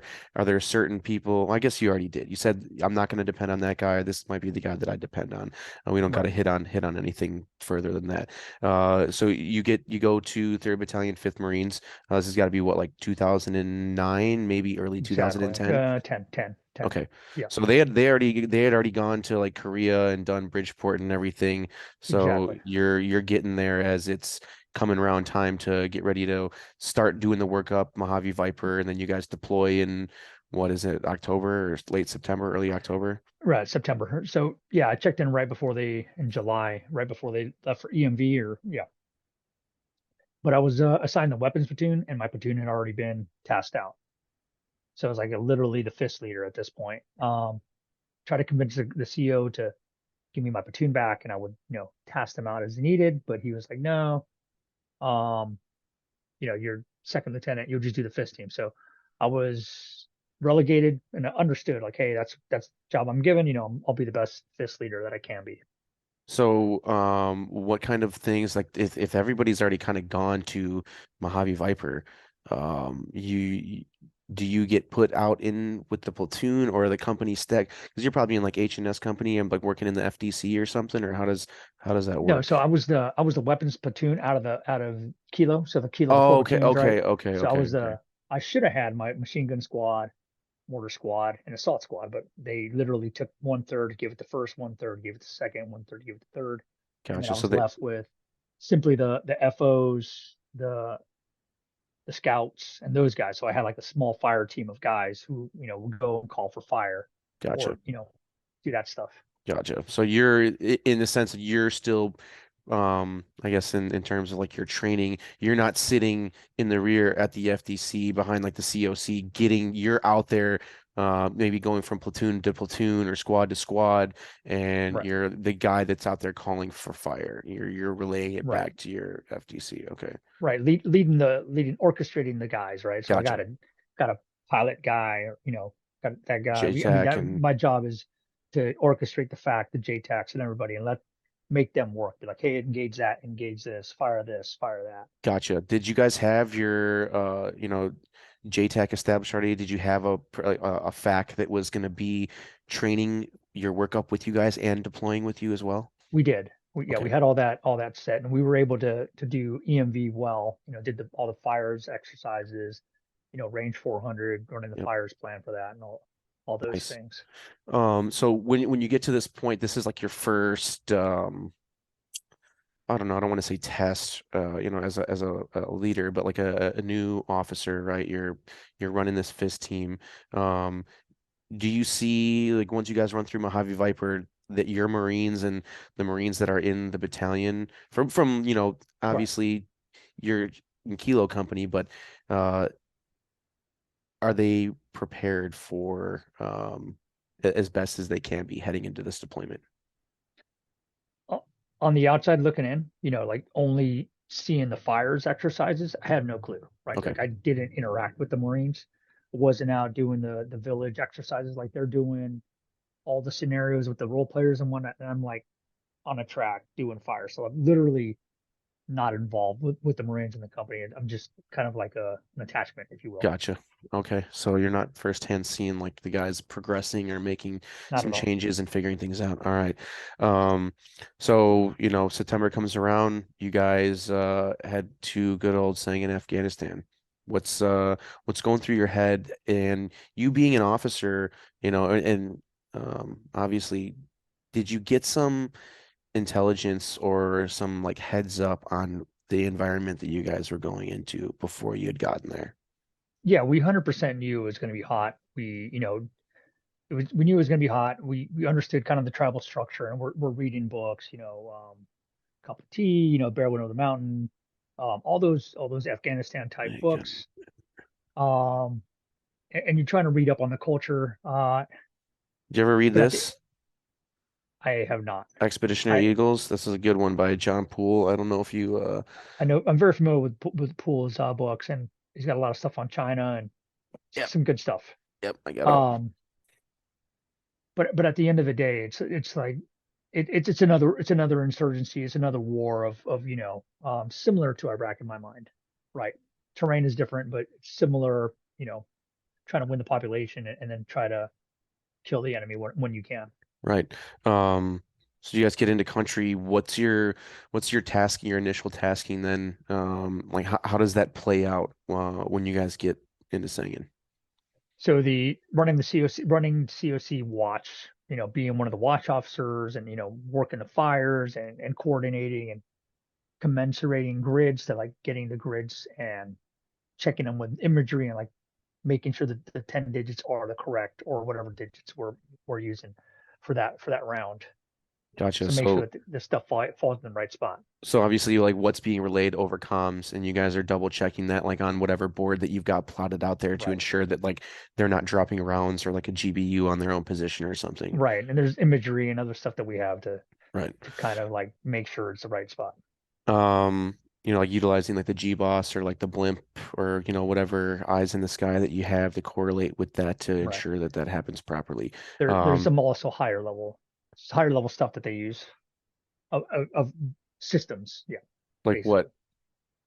Just computer programs that they Okay, use. okay, gotcha. How to like when they input that stuff into a system, it's Right. gonna tell you where it's. Gotcha. Exactly. Um, where you know that environment that you guys are put into, is it hot and heavy like initially like you guys I mean I know talking to a few of the other guys I'm just like from your experience um you know what was it like for you for not being thrown right into like some being out on one of the patrol bases and like going outside the wire every day? Well, day one they made contact, right? So they took out a giant patrol, made contact. Um, and all the other platoons are itching to get out. Like you can feel the tension of like everybody just wants to leave the wire. Everybody wants to get some. Everybody wants to get that initial, get their first contact. No matter what the environment is, everybody just wants to shoot their gun, maybe hopefully kill a couple enemy, and then then the jitters go away. I mean, as you know. So I mean that lasted. It was maybe 2 3 days, and then one of the other lieutenants Cam got hit, and I moved over to take over his platoon. And that was third platoon, right?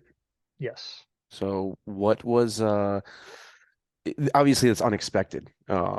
Is Right. it something that was in like your order of succession that you knew that if something were to happen that you would have to step up, or was it kind of just like, well, shit, I'm gonna get tossed into this position and I got to be able to roll with it.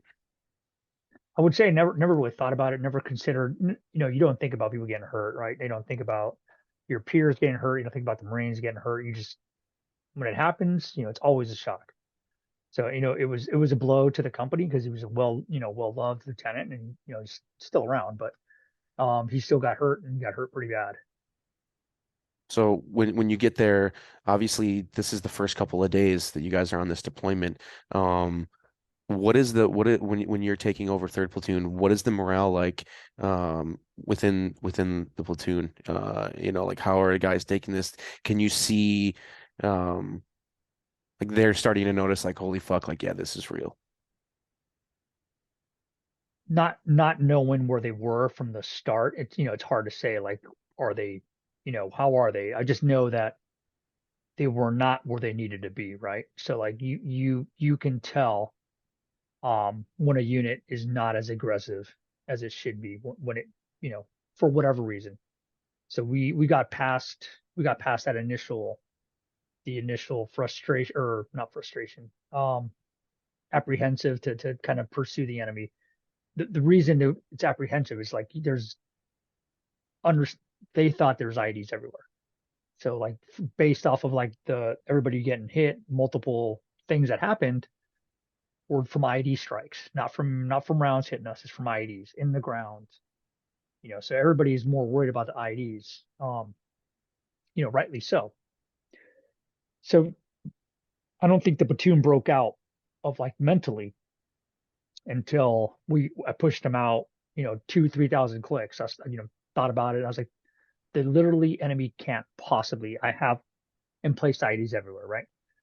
It doesn't make any sense. So like if we go to another AO, still in my AO, but somewhere way outside of the AO, there's no way they could have mined that area. So give give the Marines my thought, explain like, hey, there's no way that area over there is mined. It's fucking impossible.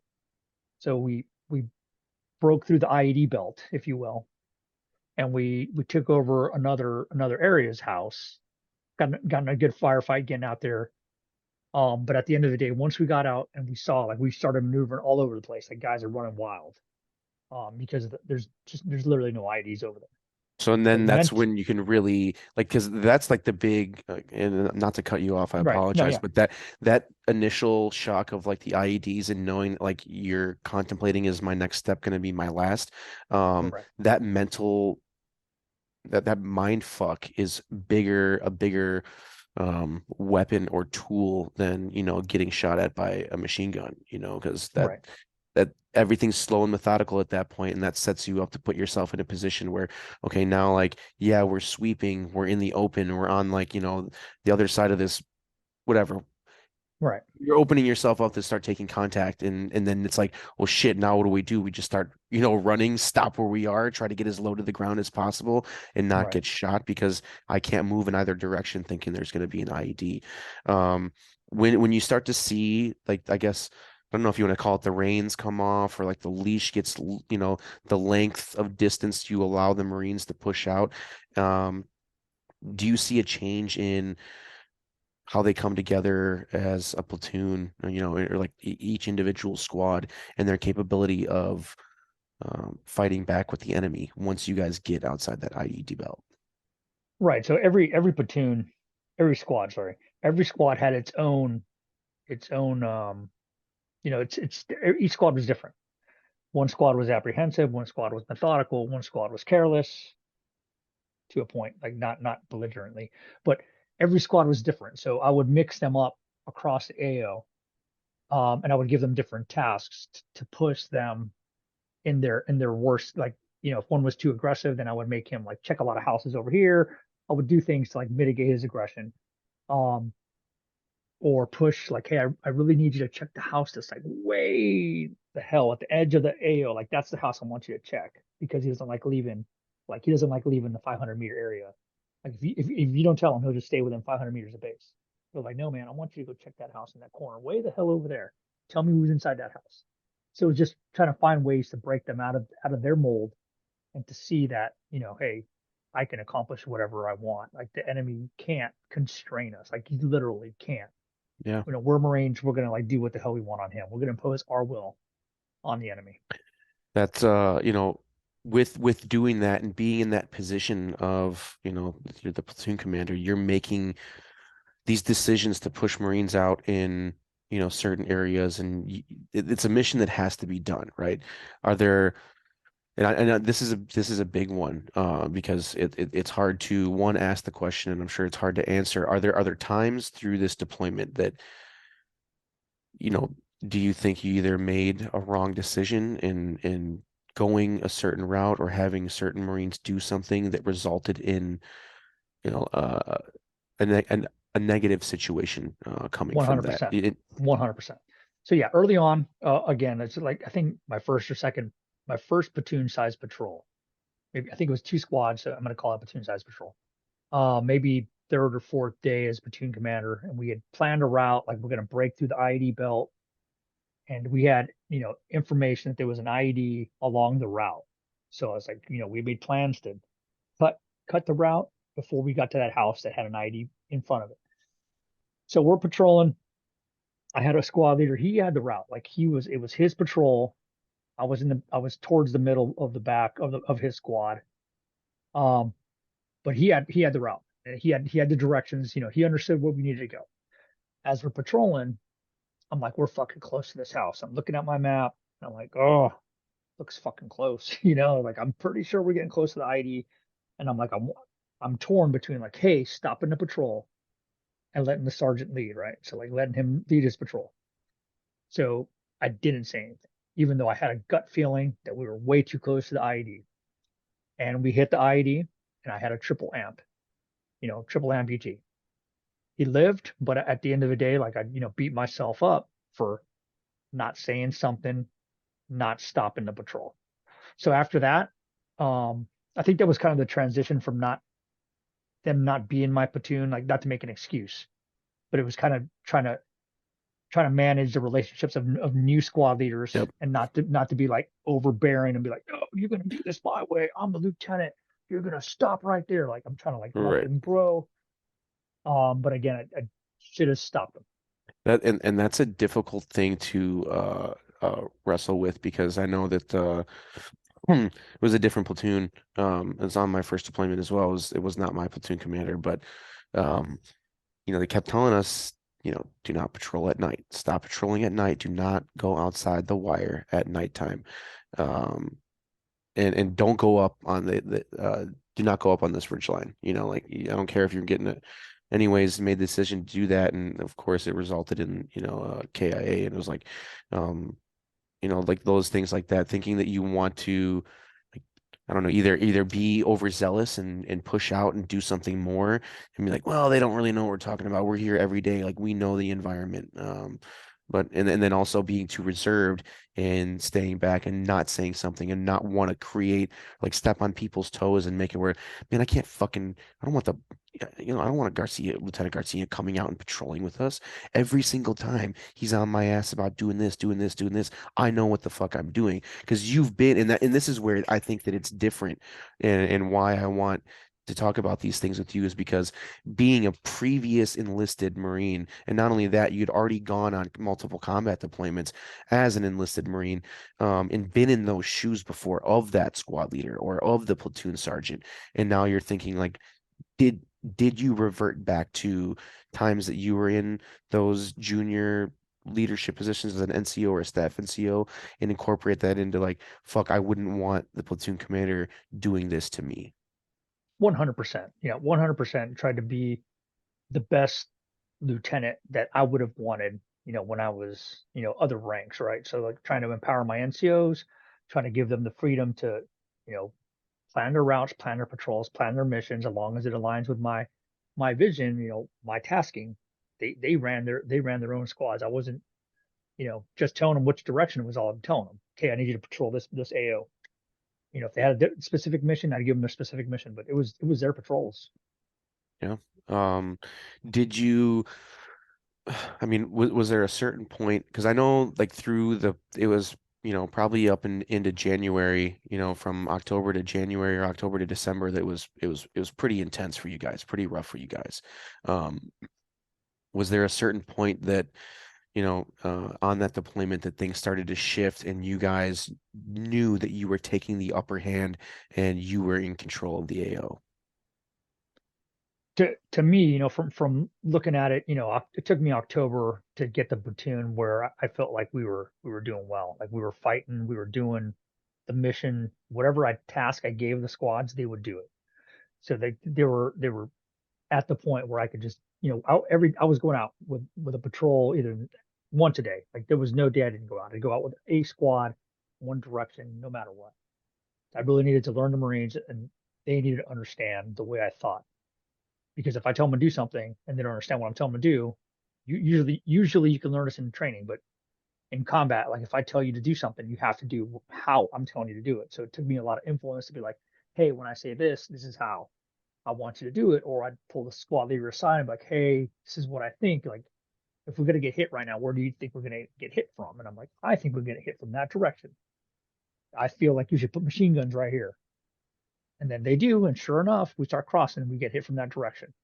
But I started imparting more of that knowledge as after the IED strike, I just started being more hands on and being kind of more directive and kind of passing on more lessons. But at the end of the day, the platoon started, getting better Yeah, at patrolling from time and whatnot. I was gonna say because obviously, you can kind of hover and implement these things like day in and day out. And I think, what I was trying to get to is, with asking you if there was a change in the deployment, I guess in your platoon, was there a point in time that were giving this guidance and this oversight, and then you saw like, oh shit, like they got it, like they're doing it. Right. So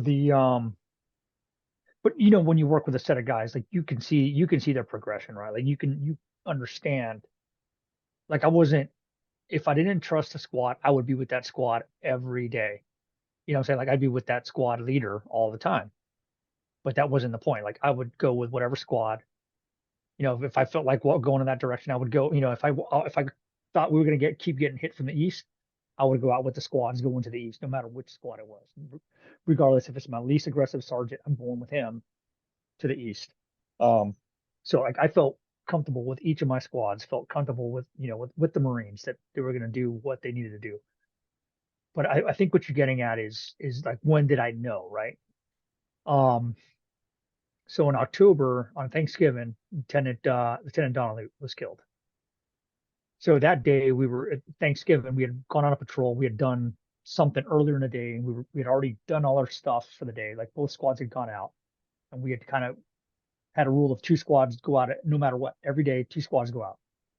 So we were just got back, rested, dropped our gear. Everybody was kind of relaxing. We were waiting for our turkey, and we kind of knew second platoon was in a firefight. So we were kind of nominally listening. And once we found out there was a KIA, and I found out it was Lieutenant Donnelly through the battle number, I just mobilized everybody I could. I was like, we're leaving. We're going out the door. Like I left my radio operator. He stayed back. He wasn't in my hip pocket, but grabbed somebody else's radio operator to run the platoon. But it was a battle, and Marines were like running to get out. Despite IEDs, despite everything, we were moving as fast as we could move. 2, 3 clicks to an unknown location because our maps ended, their maps ended, and we were kind of like going in blind, like 100% blind. I'm like I had an inkling of where I thought it was, but our maps, their maps were not the same. The numbers weren't the same. They weren't lining up. Like it was a mess. So I'm just like, we're just gonna keep doing like a little L-shaped thing until we could maybe see them. And lo and behold, we got there, blinked up, and we were able to get everybody out and back to base. But it was quite an aggressive, you know, 80-man element ready to just kill anything that got on our way, Yeah. which was awesome. Um, Leo told me about that, and like basically, you guys had to, after that had all been said and done, when you guys RTB, it's like basically nighttime, and you guys had like fought through that whole day, and um, you're just like he had said that it got to a certain point where as they're on their way back to the patrol base, it was just like fuck it, like white lights, kind of just like walking back, and there's not a care because of what you guys had just been through that day. Yeah, we went to the other base, like second platoon's base, and they didn't have a lot of resources there because they were further out, um, and didn't have resources. So we're like, we can't stay here. We had planned, we had been out all day and we were kind of tired. We were like, well, we could just, maybe if they had food and water, and ammo, we could just sleep here and then like leave in the morning. But they're like, it was obvious they didn't have resources or space for us to hunker down to rest. So I was like, fuck it, we're leaving. Mount them up, and then and the Marines were still hyped. They were still amped up from the fight. So like they were ready to rock. Like the Marine, like they saw people. If we saw you on the way home and you had a weapon, You're done. you're probably dead. Yeah. Yeah. Like there was no like we were an angry fucking mob just trying to go get Chow. Yeah. Um, but yeah, it was no fucks given at that point, safely, obviously. But Yeah, you're not just like you got people on like a wedge like sprinting back, like running right, through a wadi or something. Um, you know, obviously, anybody, I mean, almost everybody, I think, even to this day, knows, about 3rd Battalion, 5th Marines. You did some really intense fighting, had 25 KIA and a couple hundred casualties throughout your time in Sangin.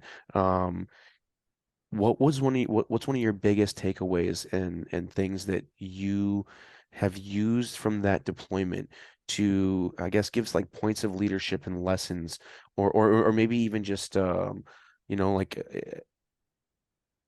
again, we could say like obviously the guys are out there doing things every single day. They're getting up, putting their gear on, and going out on patrol. Maybe something that stood out beyond the baseline. What was the anomaly and something that you saw in a positive way on that deployment that you still think about to this day? yeah, I mean, I would put again, it's the Marines, right? Right. So at the end of the day, it's like what they did, right? So they went from being okay to like being phenomenal, in my opinion, right? So they were absolute warriors. Like got to the level like I'd have to hold them back. They they were like itching to go out. They're like, I haven't killed anybody in like a week or whatever. Like they're literally pissed that they haven't gotten a firefight.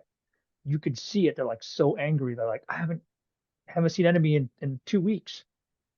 But the resilience of the Marines, right? Like their ability to take licks and to keep fighting. There was never like, oh, we're tired. Oh, we don't want to go out. Um, I had a Marine in the battalion, who I knew from before, a sergeant, and he goes, sir, we've kind of done our fighting, and I'm kind of good.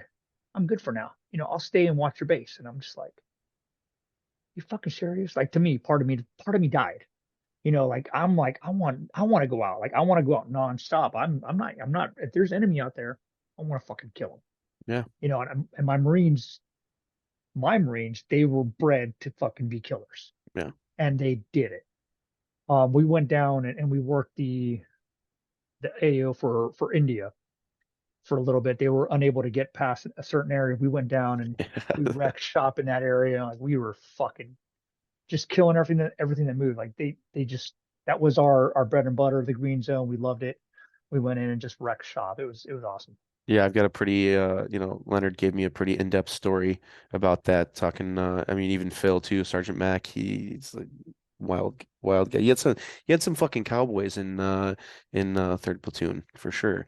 Um, you know, I guess we can sit and talk about that deployment for quite some time. There's a lot of things that had happened, and with the culmination of that and coming home, this is a big hit beyond, and didn't ask you that. Yeah. I'm just assuming this is the biggest hit that you have taken coming back from a combat deployment, right? In terms of numbers of losses. No, 2-5 had equitable numbers. Like Okay. Okay. yeah, Ramadi, yeah, Ramadi was different kind of like in the city bad. But the thing that Afghanistan had was it was the ability, like we called in artillery, we called in, A-10s. I mean, there's not a platform out there that we didn't employ to kill the enemy. So I mean, it was more of a like all out war. And in the little spot that I was in, just happened to have a lot of enemy. We were towards the edge of the battlefield, between us and recon, and it was just a lot of bad guys that needed to be killed. And that So was it that was was out it was a at good time. Inkerman, right? You guys were at Inkerman or PB fires. Fires. Okay, yeah. Um, so yeah, you guys were on the edge of the empire, as they say. Yeah. Yeah, and I mean there was so many things I still had left, so many tricks I wanted to do, with towards the enemy. I'm just like we're just itching for another fight and see how many more bodies we can stack. So it was Did never. did it get to a point in the deployment where op tempo had slowed down for you guys and you kind of got a minute to take a step back and decompress, like maybe towards the end of the deployment, you guys are like kind of retrograding or doing left seat, right seat, and some of the guys are coming in or going to Jackson or Nole or something? I did a rip with a guy I went to college with. Um, him and I were gunnies together. He was a force recon guy. He's now a second lieutenant with 1-5. And my on my tour with him as we're going out with a squad, some of his Marines, some of my Marines. I'm calling in fucking rotary wing strikes. I'm like, this is how it goes, Chuck. This is how we roll here. Like this is how you do it. Run in the gun runs. Kill the enemy. And he's just like, Vic, you're just too hard. You're just not ready to peacefully set this place free. And I'm like, okay, man, this place is not ready for that. He's like the This cup of place, tea guy. He's oh, still thinking of 100%, it. Yeah. 100%. Love Chuck, but yeah, they'd been fed that it was going to be a nice day. Yeah, you guys had a different understanding of hearts and minds, and that'd be like a failure to stop drill, whereas his hearts and minds is let's sit down and have some chai, like there's I mean, it's nothing. 1-5 had an easy deployment, or they had a lot of success, not easy. They had a lot of success in Nawa on their previous deployment by using hearts and minds and using that stuff. But in my experience in Ramadi, or I'm sorry, in Fallujah, fuck, Sangin, in Sangin at that point, it just was not ready for that. right. At some point, it would have been, but it wasn't at that point. It wasn't at Well, that point. and that's one of those things that, and because I interviewed a squad leader from First Battalion, Fifth Marines that did rip out with Third Platoon Kilo Company. Mhm. Um, he explained that, excuse me, I'm like, well, I'll ask you, do you think that there's a problem with um like the new unit that's coming in not listening to the advice from the people that were just experience like that are still currently experiencing, like, this is the lay of the land and this is the way that it works, and you get somebody that comes in thinking like, I am going to change the world, man, like I'm not going to listen to what you're saying. Did you experience that in or see that happen when you were doing that changeover? The At the end of the day, no, man. Like Chuck and I, but like good friend. So he just had a different mindset of how the war should be fought, and Right. that's fine. Have a different theory, but at the end of the day, we're still moving and blocking. We're still like setting our guys up. Moving around. They're taking in all the TTPs that we did, and just they're going to work them. But their grand strategy was different than my strategy. My strategy was in absence of orders, attack. Right? Like I was not given, hey Vic, clear this area, give them pie, make them happy. No, I was not even given an order. So I'm like, okay, what do I know? What do I know? I know Kill the clear bad whole build. guys. Yeah. Well, yeah, kill bad guys, but clear whole build. And I'm like, this is a clear area. So I'm going to kill every bad guy I see till I don't see bad guys. We're going to keep killing bad guys. When we don't see any more bad guys, then maybe I'll give out a different order. But till then, we're out looking for the enemy. Okay. With that deployment wraps up, you guys do that transition with 1-5. You come home. Do you notice, I don't know, certain things within your Marines, or like when you guys get back stateside that because now a lot of, the mental health side of things is like way more talked about. Like nowadays Right. everybody wants to be, you know, was it more so you and again, you've got a squad or you've got a platoon of straight meat eating man Right. killers. Is that on anybody's radar whatsoever? I mean, the command level down to you and then down to your platoon, is this stuff that you're talking about as you guys are coming home from Sangin? Right. So I talked to the Marines, gave them a pep talk, or a talk of like, hey, about mental health, about their peers, about with each other, about like all the pitfalls of getting into self misery and thinking like whatever. I talked to them, told them they have to take care of each other. So like that's the proactive steps that I did as a platoon commander. But at the end of the day, like there was Navy medicine that asked a lot of questions. I moved off to be the XO, executive officer of Kilo. And some of the Marines did have problems. Some of the Marines did struggle. Some of the Marines did, have issues, mainly the ones that left the battalion. Some did drugs, but you always have Marines that do drugs. Like that always happens. That's not, indicative of combat. It could have been combat related. I don't know. But at the end of the day, like the company's still moving. So like my new focus is the next deployment, getting the best guys that we can, keeping them here, helping the guys go to DI duty, recruiting duty, EAS, thank you, you know, thank you for your service. They're going to move on, but Right. I'm still here. I still have a company that I have to train for the next, the next MU deployment. Right. Um, with this well, I don't know. I guess that's for each individual, is different in terms of, you know, when you see the guys come back from this deployment, obviously they build a bond unlike anything else you can really do. Like that bond that you build with the guys that you go to combat with is unlike anything else that you're going to find. I don't care where you go. Right, Um, when you say like the guys that were took it the hardest, like are they just ripped out of their unit and like fapped out somewhere else or sent like, hey, you're going to Seventh Reg or you're going to, wherever like another unit needs you and they're just taking those numbers and they haven't had that time to decompress from the deployment they just came back from and now they're being ripped away from these guys that they right, just experienced all this, loss and like the fucking adrenaline rush and the emotion that comes from experiencing combat and now you're like ripped out of that family that you've built and that I think that's probably one of the biggest things that creates an issue for especially your young Marines. right. I concur. So like I said, the Marines that left the unit are the ones I think that are having the worst problems because they didn't have time to process everything, and they're moving because they don't have time or they're unwilling to extend to stay with the unit. Or there's all these little rules of like, hey, you must have this much time. Will you extend? No, I'm not doing it. Okay, cool.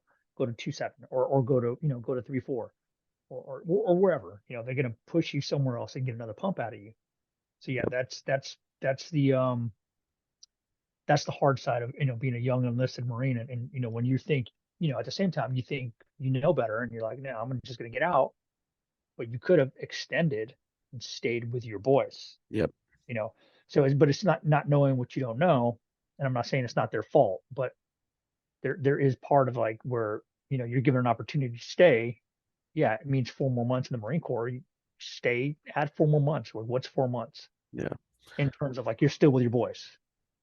And it helps a little bit on that progression back into, the swing of the everyday.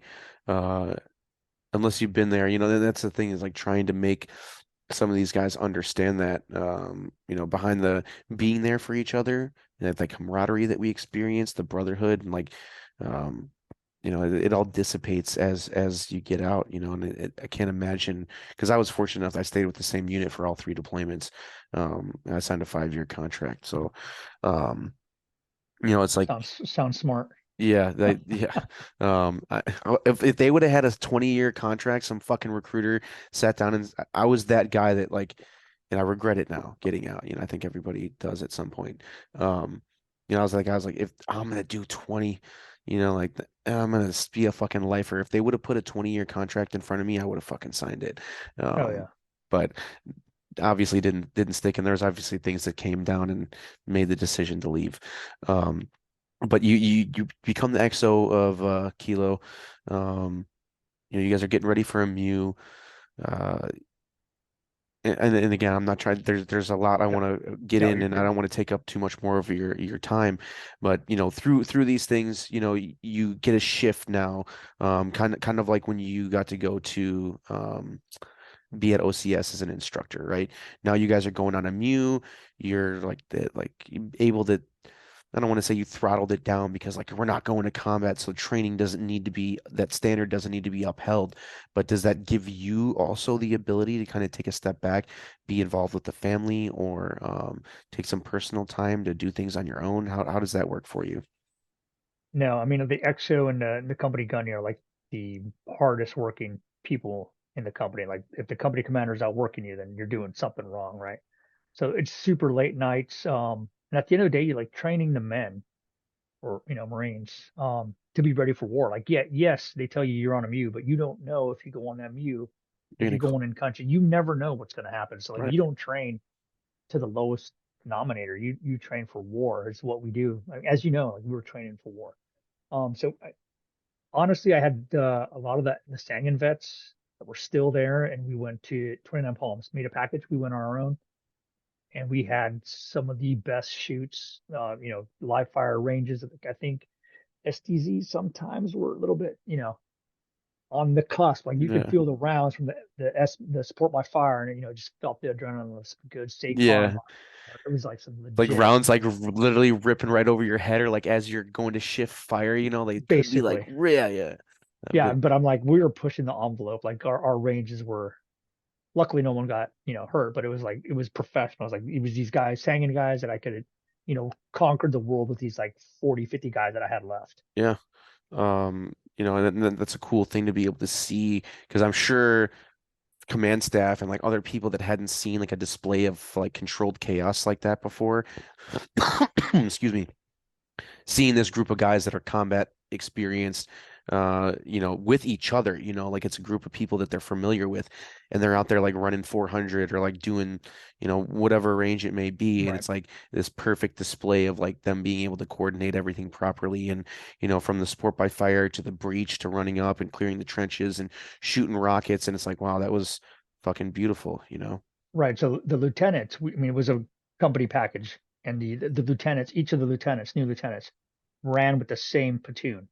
The platoon was like what we had left. It was all Sagan guys, but you know what I'm saying. But every lieutenant ran that platoon through. Hmm. So like they ran with the varsity team through the Right. whole instead of like they're like window lickers try to like Yeah, like do a picking up range some 410 PFC alpha. that is his Yeah, friggin' shit's like, in front of he's like, yeah, my Kevlar exactly. is not a yeah. So it was like it was a great learning experience with lieutenants. It was just a phenomenal experience for the whole company. But I mean, the whole deployment was like that. It was just phenomenal training. We built up a good base as we got boots, a good productive environment to like train guys. We weren't like hazing them and like you weren't saying bitch. Yeah, It was like literally like train them, nurture them to be your peer or your fighting partner in war. right. So you guys go through that, sounds like obviously you got to on the Mu, you stop off at some places, I assume, train with some partner forces, do some operations, training operations. Um, you know, where does your career take you and what is it that you're looking to like accomplish, just moving on to the next thing and being able to effectively train Marines for that next deployment? Is that the mindset that you've got? It is definitely, but the my company commander he decided to PCS like right before Bridgeport, like literally 2 weeks before Bridgeport. He's like, I'm not going. I'm like, okay. So I took the company to Bridgeport and I'm like, well, why don't I was already selected to captain. I was like, why don't I just keep the company? So at that point, I'm like, trying to get the battalion commander drunk at the pickle chalet and just kind of like, hey sir, let me keep the company. He's like, no, it's not your time. I'm like, come on, sir, let me keep the company. So I was really trying to Eager, politic, yeah, yeah, to keep the company and be the CEO. And it was not the time. So, the biggest lesson I learned is like there's a time for everything. There's time for, and it just wasn't my time. So my time was to be the good XO, and that was my role. right. So after the deployment, met my wife on a deployment. She was in the Navy, and met her on deployment. Ended up getting married after deployment. And then I got orders to MCCC as part of the C Club program. Never heard. Like it's captains that you get selected Okay, okay. to go to school, to EWS or MCCC, Maneuver Captain's Career Course at Fort Benning. Gotcha.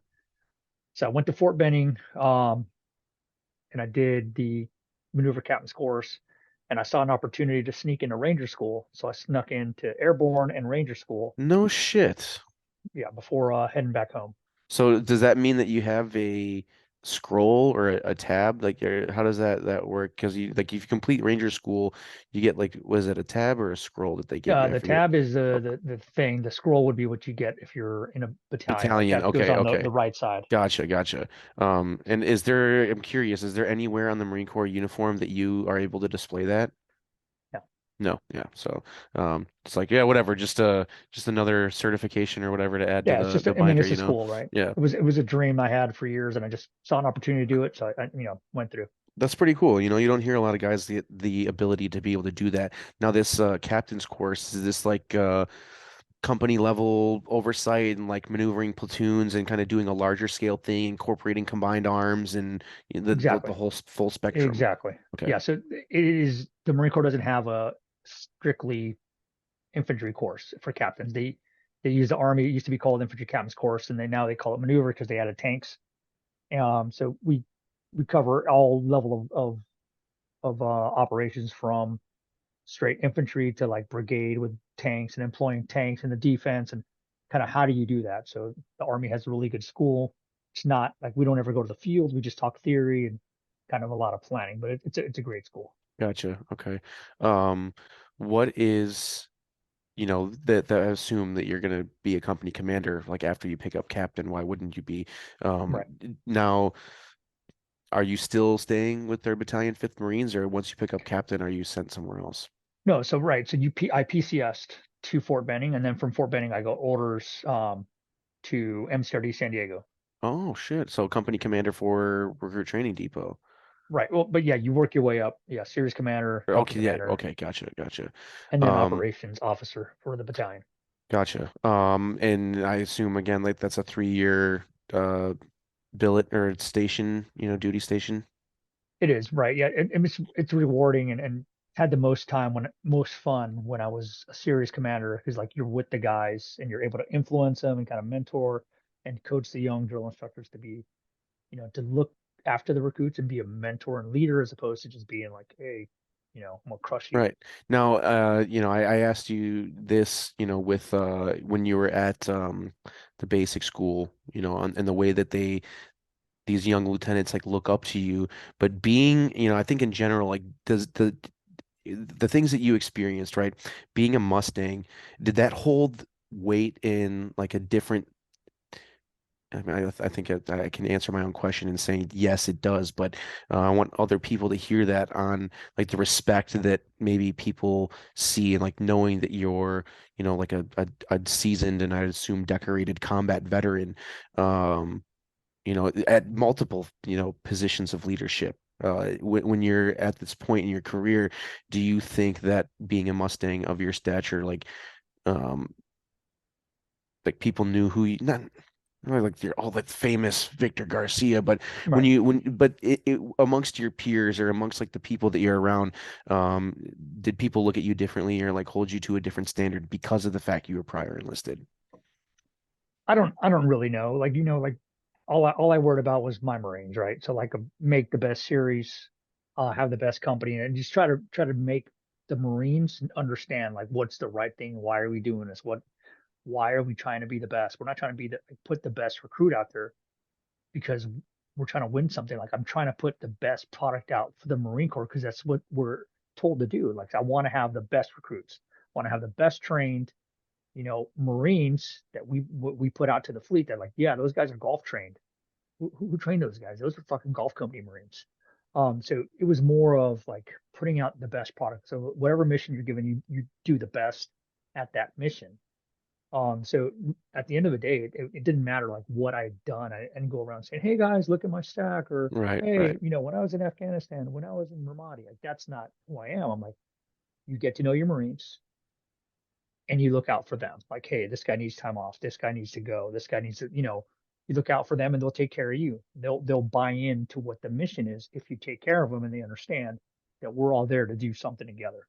Gosh, why couldn't you been given this knowledge out years ago, man? I think that it's much needed in multiple facets of the military. I mean, in just in life in general, being able to pass that knowledge on to people, of having that outlook, uh, it's it can make a big difference.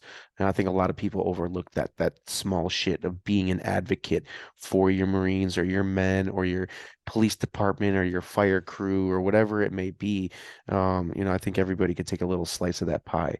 So what this has got to be, towards the end of that 3-year stint that you're doing now as a series commander and working back on MCRD, probably like 2014, 2015, Yeah, maybe. 14. Yeah, is when I started in 14 and then ended up in 17, January 17. I got orders back to 5th Marines. And yeah, I got put on an IA to TQ, to Al Qaeda Iraq, to the task force. So we trained Shit. as advisors and we went to advise the Iraqi, generals in the theater and then kind of fight to kill ISIS. Yeah, that's interesting because like you hear so much about like the soft side of things on that continued fight, like Iraq round two, if you will. I don't want to, call, Yeah, but it was more so, I guess, like forward observing and utilizing a lot more air assets. I'm sure right. that there was, some, you know, gunfights here and there or whatever. A lot of long range stuff. You hear all the stories about the snipers and Exactly. everything doing that kind of thing. But you don't hear about like that like conventional or command staff that's going over there and implementing, those type of things like trying to motivate the Iraqi army and like the generals to go out there and be advocates for the country that they've, fucking supposed to be fighting for. Now with that position that you've taken now and you're over there doing this, was there a shift or a change that you had seen from maybe working with Iraqis back in the initial part of Iraq to where you're at now, or is it a pretty similar in the terms of, like efficiency, morale, willingness to get out there and do things, and like not being corrupt? Right. Yeah, well, the corruption is part of their culture, so like that's not going to ever end. Um, I mean, I don't know. Maybe in 100, 200 years, it might. I'm not trying to talk bad about them. I'm just like, that's Right, the right. way it That it is. is. You're right. Um, but I was at the core level, so like, way up at the top. So we're helping out there, and but on video, we've seen like in the past when um ISIS would come into a city, everybody would run. Cops would go the opposite direction, just like when we were in Iraq or Afghanistan. Cops, they're running. But now these guys are standing and fighting toe to toe. It's like an actual fight. So, impressed with that. Like the Iraqis are actually beating, ISIS came into Ramadi on one of the days and like they were hoping to take over. Like, we're back. And then the local people beat them out. They're like, no, fuck you, get out. They fought them off and then they did not take Ramadi. You're not taking this city. Right. So So that I mean on impressive. that yeah, that's got to be, I don't want to say like patting yourself on the back, but like a notion of like, okay, the things that I'm implementing here are making a difference, or I'm seeing some change. I'm seeing it be effectively implemented like out there in the field. So it's like you're witnessing the boots on the ground like actually, start 100%. things are churning. So that's got to feel like a sense of, you know, I don't want to say accomplishment, but it's something that I get. Yeah, that is an accomplishment. Like you're taking a foreign military and being able to stand them up, or a police force, whatever it may be, local, whatever, and being able to have them stand up for themselves and fight back against the enemy that's trying to take over the city. Um, so that would you? So at this point, what? That's probably deployment number five for you, number five or number six. Uh, Combat deployment four. Okay, Yeah, okay. five, five, five, Five. Yeah, five. But it's like my eighth overall. with the muse and everything too, right? Yeah, Yeah. Um, so that's a lot of time spent, you know, outside the US and like out and doing operational things, regardless if it's training or combat. How is this now, like coming back from that Iraq deployment in 2017? You've been remarried since what, probably 2012, right? To your wife, 13. Yeah, 13. 13. Okay.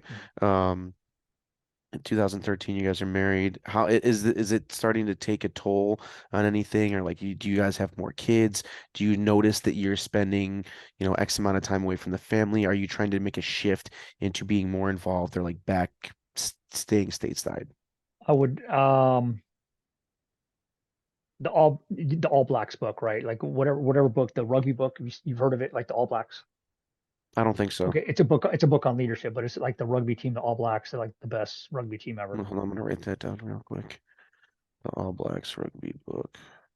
I can't think of the actual name, but when I was reading this book, my last deployment, it says it didn't hit me till like year 20 something in that you can only really give 100% to one thing, right? To me, I thought, hey, I'm giving the Marine Corps, close to 100, but I'm giving my family, 90, 95, because the Marine Corps always came first, right? But in reality, it's like if to be the best, you have to give it everything. Like to be the best rugby player, like you are giving that everything. So like, and I've been giving the Marine Corps my everything. for years. Yeah, So yeah, that's so yeah, there is strife and arguments and stuff with the family because yes, I have been put in the Marine Corps first, 100%. now did that so what after you come back from Iraq, maybe to late 2017 or 2018, um, do you start to think, due to some of these things and knowing that you're giving your 100% to the Marine Corps, is there talk about, preparing yourself to retire, or why haven't you retired yet? No, I mean I wanted to be a company commander, right? So like that was my dream, that was my goal.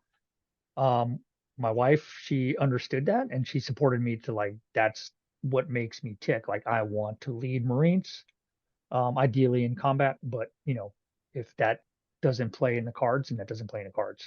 Okay, so then where do you go then? And I'm assuming you get that billet as a company commander, right? Right, yeah. So yeah, went from the task force to India 3-5. Oh, so So I back to Fifth Marines again. Like yeah, how, like, I don't think that doesn't happen very often, does it? no. No. I mean, maybe. I mean, there's some people that people usually tend to stay in the regiment.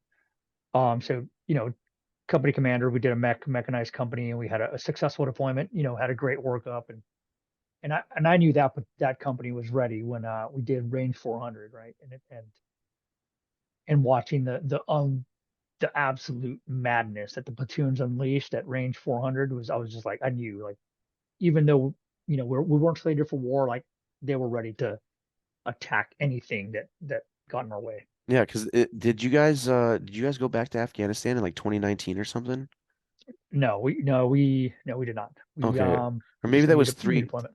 4 did, because I know Launder was putting up some pictures of He two. did. Yeah, he did. Yeah, he did. I couldn't remember because I know he's back in 3-5 now, isn't he? Is that what's going on? I think Okay, so. I think he might Launder's be. I think Launder's back with 3-5 right now. But whatever. Yeah. So you guys go on a Mew. You're your company commander now. What are some things that you've achieved this goal of being company commander? You're out there engaging with the Marines, directing, doing your thing. What goal do you have to establish for yourself now that you've attained like the most recent one? The goal there was again to make the company lethal, to make them understand like, hey, why are we here? So giving them the why are we in the Persian Gulf? Why are we in this area? What are we doing? Like don't let loose on an Iranian gunboat unless it needs to be let loose on it. And if it does, then let loose on it and kill it. Because that's World War III. So kind of explaining to them like what it is, what it means. Trying to give them the bigger picture, the things that I wanted to know when I'm, floating around and I'm bored and I'm like, sir, why the fuck have we been sitting out in this, ocean for, months straight when I want to go back to, here or there. But my while the company was good, I felt the most satisfaction of my lieutenants. So like the lieutenants that I was able to build, like the core of lieutenants that I was able to build, staff NCOs were good, but my lieutenants they were fucking awesome. I Nice. could have easily just like taken a nap, taken a dirt nap, and not worried about the company. That's good that you have that pass down. So like they know, you always talk about your squad leader, the team leaders should all know the squad leader's job. And then they're like each individual Marine in your fire team should know how to take over the team leader's job. So it seems like you were able to, obviously implement that with those junior officers. So if you of all people have the trust in them to, be lethal and be capable of taking over if you go down, that obviously I think that says something. So you guys come back, you achieved that goal of being the company commander, putting those, lethal leaders in place to ensure that you guys are capable for whatever circumstances. Um, you know, I guess where do you shift to now? I mean, how does So that? this is where I had to make a decision, right? So like the CO had asked me to stay as the operations officer, which would have been my third deployment back to back, and that would have been at the detriment of my marriage, just because it's two back to back. That's 3 almost 4 years, close 3 almost 4 years of just like being gone. And even then I was there, I'm like taking calls at night. I'm taking you know constant problems with the company, just as any company has. They have always have issues of, POC so and so did this, or somebody's marriage, or like that is your life, like to take care of the Marines. So I made a choice to take a non-standard billet, like, don't want recruiting, like to succeed, you got to be a recruiter, recruiting officer in charge of a recruiting station, or all these things, or and I chose to go somewhere close to where my wife needed to do, Norfolk, Virginia Beach. So I chose to do a job that's not like non-standard, not on anybody's list of things to do to get time with the family. Gotcha. And has that taken that position, is that where you're currently at right now? Yes. And do you think that that are you happy with that decision because it ultimately saved the turmoil that you were experiencing? I wouldn't say turmoil, but yes, I mean, it was the right thing, right? So like you got to make a choice of again, are you going to give 100% to the Marine Corps, or, take a position where you are able to step back and be more involved with the family, and that's ultimately, the route I took. Has that been difficult for you to, you know, take a step down? 100% no. I mean, the billet was good, the job was good, the hours are great. But I had the hopes to go back and be an XO. That did not work out. So not super happy about not being able to go back to be an XO. But because that wasn't available, like there was no openings allegedly, I'm ready to retire now, because I'm like, well, if I can't get that, you know, then I'm good. All right. I'm good to move So on. so 29 is the magic number for Major Victor Garcia. Throughout this career that you've had in the Marine Corps, um, what is it that you're going to do after your time in service that I don't know, that's going to keep you, moving forward in the right direction? So I got some law enforcement applications in, with some federal. I just turned down the local PD. Just wasn't ready to do shift work. 'Cause I think a Yeah. federal job, or something, something with a little more leeway, I think would be more up my alley. So I'm exploring that. If not, that if I decide not to do that, I could always, get a degree. I got some of my GI Bill. I've also considered, taking up flying helicopters, something I'd like to do. So there's a whole list of like random things that I want to do in life. So like there's still a bunch of challenges left. So I'll figure out one or two, and I'll pursue that for a few years. If I don't like that, I'll switch and do something else that I haven't done. Yeah, there you go. I mean, that's kind of the path that I've been. Not that I've, I have 30 years, almost 30 years in the Marine Corps, but that I've gotten out and tried to um tackle different, I guess aspirations, dream. I don't wouldn't even call them dreams because like I start to do something and I figure out like this isn't really for me, and then I can move on to do something different. And having those opportunities, like you brought up the GI Bill for education benefits, and I mean even just the people that the connections that you've probably made that you're able to reach out to. Um, the opportunities are endless, and there's a lot of programs and a lot of organizations out there that are willing to help veterans make that transition, find things that they're passionate about. Has nonprofit organizations been anything that you've looked into? I mean, I know you're still active duty, Right. but have you been involved with anything or wanted to get involved with anything? Currently not ready, right? So like I'm still a little bit butthurt about not being an XO. I'm just kind of trying to figure out. I'm gonna take the summer off. Hopefully travel a little bit. Took some time off last summer, traveled to Europe, so looking to travel a little more in Europe, or at least spend some time in Hawaii. Just kind of like know like there's last year on travel, I still had to like think about what are the Marines doing. I have still these things due, so I'm still thinking about the Marines.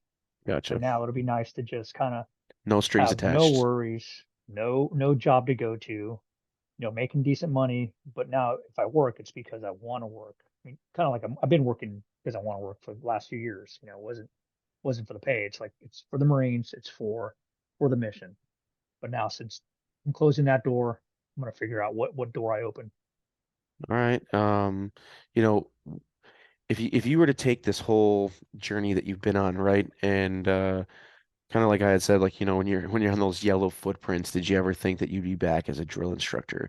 Like if you can go back to pivotal moments throughout your career, or pick one, at a maybe a transition or a point when you're experiencing some hardship, with all the knowledge that you have now, all the experience that you have now, what's something that you would go back and tell your younger self? Maybe a lesson learned.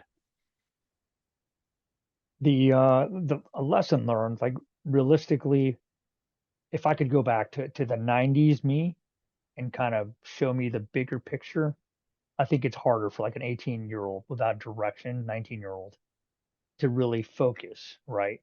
Yeah, I was focused. I was crushing books. I was reading attacks. I was reading Rommel, as a PFC. What PFC is reading Rommel. What PFC is just fucking reading books up the ass. But I didn't understand that, hey, the good Marine's just not a drunk Marine. Like I should have been just in the weight room instead of being in, drinking beer all the time. I could have been like this physical specimen and understood like, hey, this is how you get into SOF. Like that wasn't, or, MARSOC or, recon. Like if that was that'd be a way better way to use my time instead of like being the best drunk or best drinking Marine in the platoon. So having that knowledge of like, hey, somebody saying, hey, hey, PFC, you look motivated. Let's get you over here. We're going to put you on this fucking motivated section and make you a great, operator, a great 0311 or whatever, professionalizing the infantry at a younger age instead of waiting to, 2003, 2005 to make the infantry better. Yeah, that's a good thing well, a good reason to go back and do that. Like broaden your horizons, think of a little more than just, like in the moment, how you can set yourself up for success in different opportunities you can open up for yourself. So when you say like that, MARSOC and Special Forces thing, was that ever a thought in your career to maybe transition to that side of the house? Yes, it was. As a young Marine, I tried out for the recon indoc, like the pre-indoc. They're like, get the fuck out of the pool. Like I didn't grow up swimming. They're like, you got the worst strokes. I didn't, there was no YouTube. There was like no watching videos. It was just like get in the pool. Like, okay, what are they doing? Okay, trying to do that. I'm like, they're like, you suck. Get out. I'm like, okay. But I never actively tried to get better at swimming as a younger Marine. I never took the time to be like, I'm gonna go swim in the pool. Like had I been a better Marine, I probably would have been like, I'm gonna go swim until I figure this shit out, right? Somebody would have eventually been like, okay, this guy's an idiot. I need to help him because he's gonna just stay here and take up all my free time because I want to go home and he's still fucking swimming.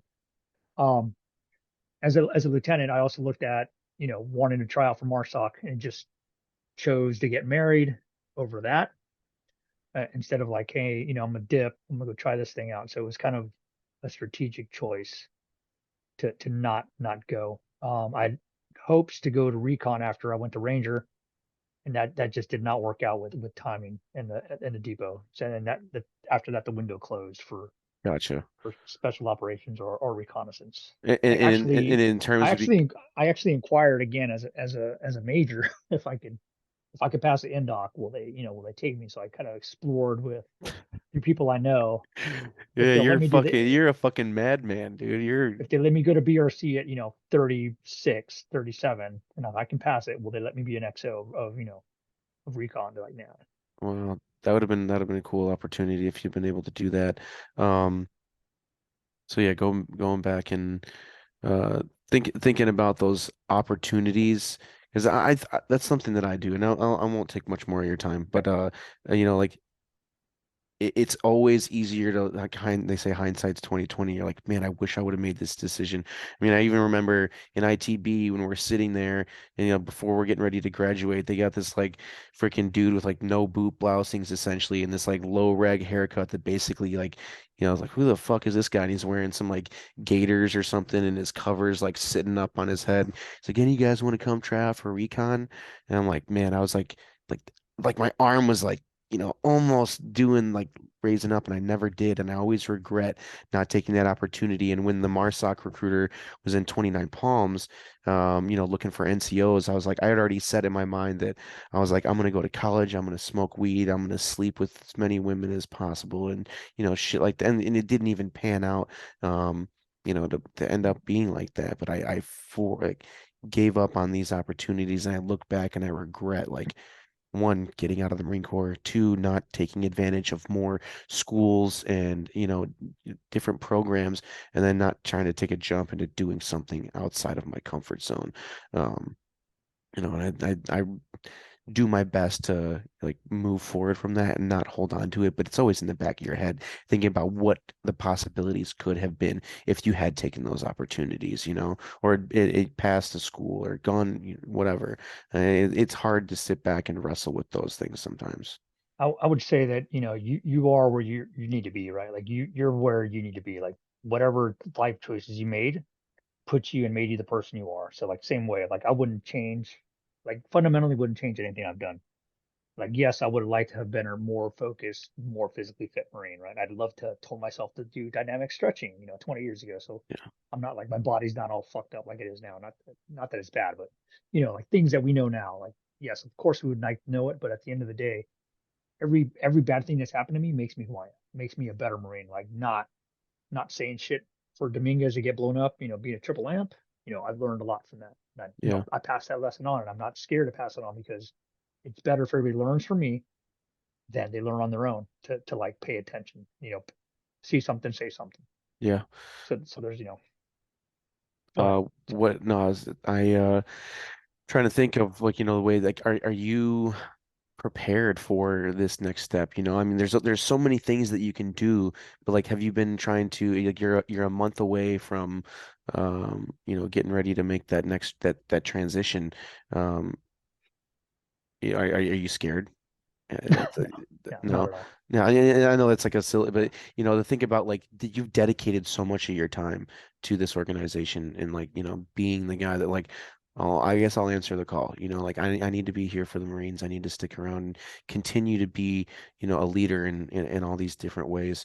Um, I only ask. It's scared in the sense of you know I don't know, like But not my wife has the same. My wife told me the same thing like a couple years ago. She's like, "You'll never be able to quit the Marines. That's all you know. You've never been a civilian." She'd been a civilian before she joined the Navy. Um, but I I'm a good citizen, right? Like I'm a upstanding citizen. And I can do like there's nothing that I can't do. Like there's hell nothing yeah, I can't figure out. There's nothing that I'm not mentally slow in any way, right? I'm not the best at math, but I can learn. I can teach myself math. I can teach myself if there's something I want to do, I can get it done. Which is the same thing I taught my Marines and saying, if you want to do it, you can. Like you can accomplish the world. And I've told all my Marines, I'm in formation. I'm like, you can be a fucking pilot. You can be the president. You can do whatever the fuck you put your mind to. Like you doesn't matter. If you put your mind to it, you can do it. So I just got to figure out what that next goal is, and I'll get it done. It's like I'm not worried about the drive or the motivation or the hours that it takes. Like if I set my mind on doing something, I'm gonna get that done. okay.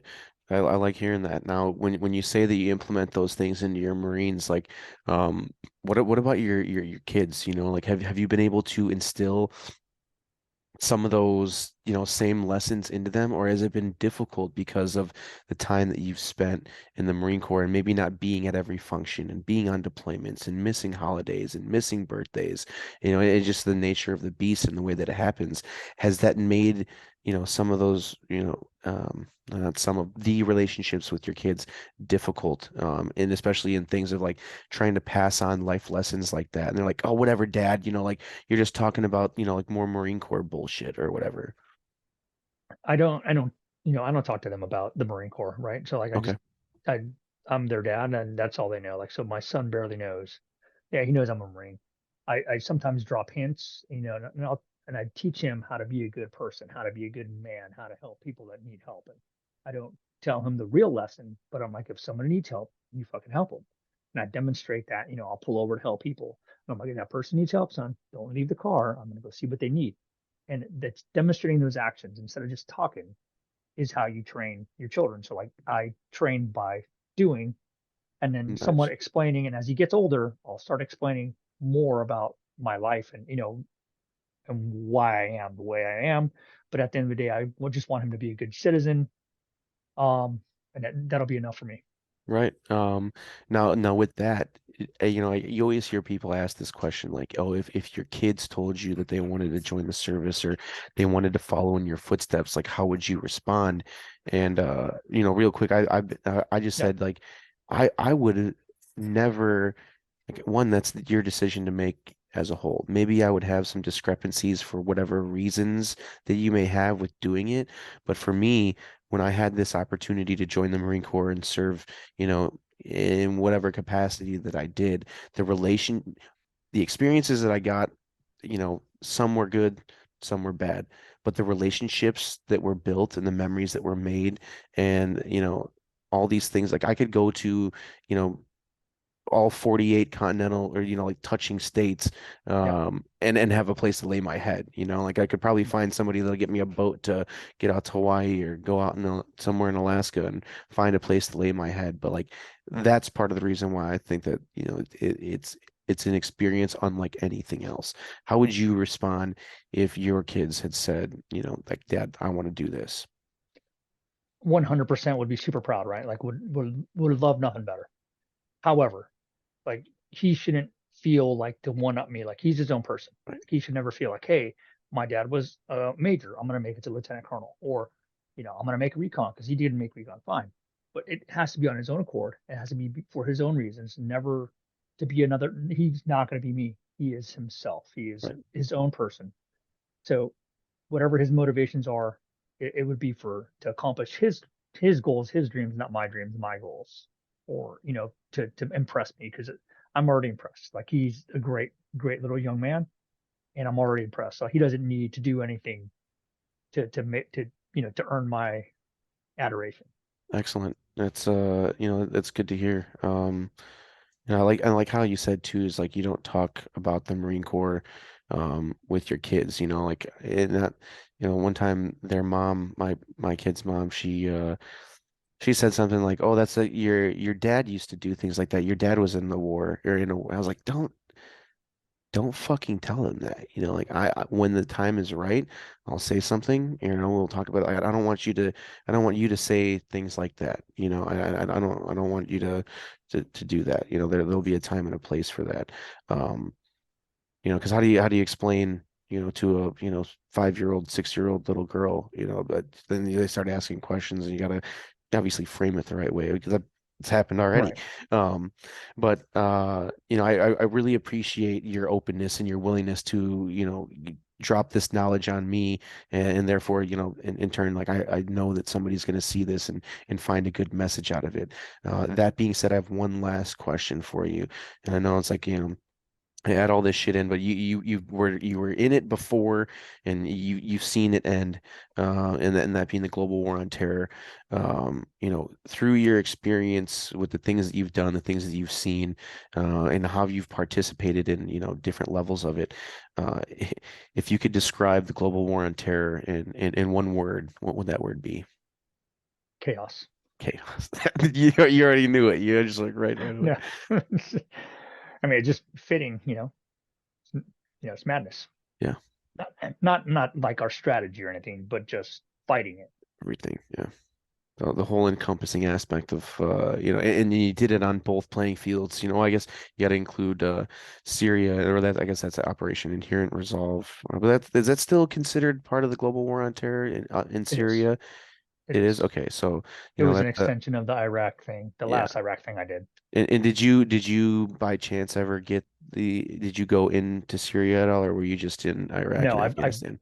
we had an opportunity to send some people out, and the OPSO wasn't willing to let me go. Okay, all Believe right. me, I was chomping at the bit to get out there. You're like, come on, let me get another one. Oh yeah, But like that's a good way of describing it, chaos, because anybody that's been there and regardless of the capacity or level that it's at, even if you're like a motor team mechanic or a supply chief or whatever it may be at Leatherneck or Dwyer and the incoming gear and food and chow and fucking rippets and all those things have to be distributed, or if you're that infantry squad leader that's like, calling up a 9 line and moving a casualty while you got a machine gun team, like, you know, all those different chaotic pieces that go into play to make that that machine that is, the United States military function. So Right. it's I'm very fortunate for you to have came on and talk with us today, Vic. It's fucking awesome, and I'm grateful that I got to hear your story firsthand. I appreciate it. Yeah, of course, anytime. Um, if is there anything that you can think of that maybe we didn't hit on, or something that you would like to leave the listeners with as we go to part ways? I would say the last thing is that, all veterans, they got a responsibility to each other, right? So like everybody says, hey, reach out to your brothers. But if you are in need or you're not in a good place and you need to reach out to somebody, you need to ask for help. You can't expect, somebody to come knocking on your door. You got to ask for help. You can't depend on other people to help you if they don't know you're in need of help. Agreed. That's like and like I was talking to one of my buddies, and he's like, when they say like I got your six, and like call your boys, it's not just like call your boys or text them to like see how they're doing. If you're the one that's struggling and you're the one that's having a hard time, call your fucking boys, because who not better to handle that. I mean, I've been in that situation multiple times. My phone, and I know it's Right. whatever. But if you ever needed, like my phone, so you got my number, you get the way to contact me. Like everybody that I've served with, guys that I didn't even go to combat with, the junior Marines that I had, like working up to go to Japan. Um, like still great dudes, still have their own struggles outside of the service, and I'm a phone call away. I'll get on a fucking plane, jump in my car and drive. I'll ride my bike, or I'll fucking Forrest Gump my ass my way there.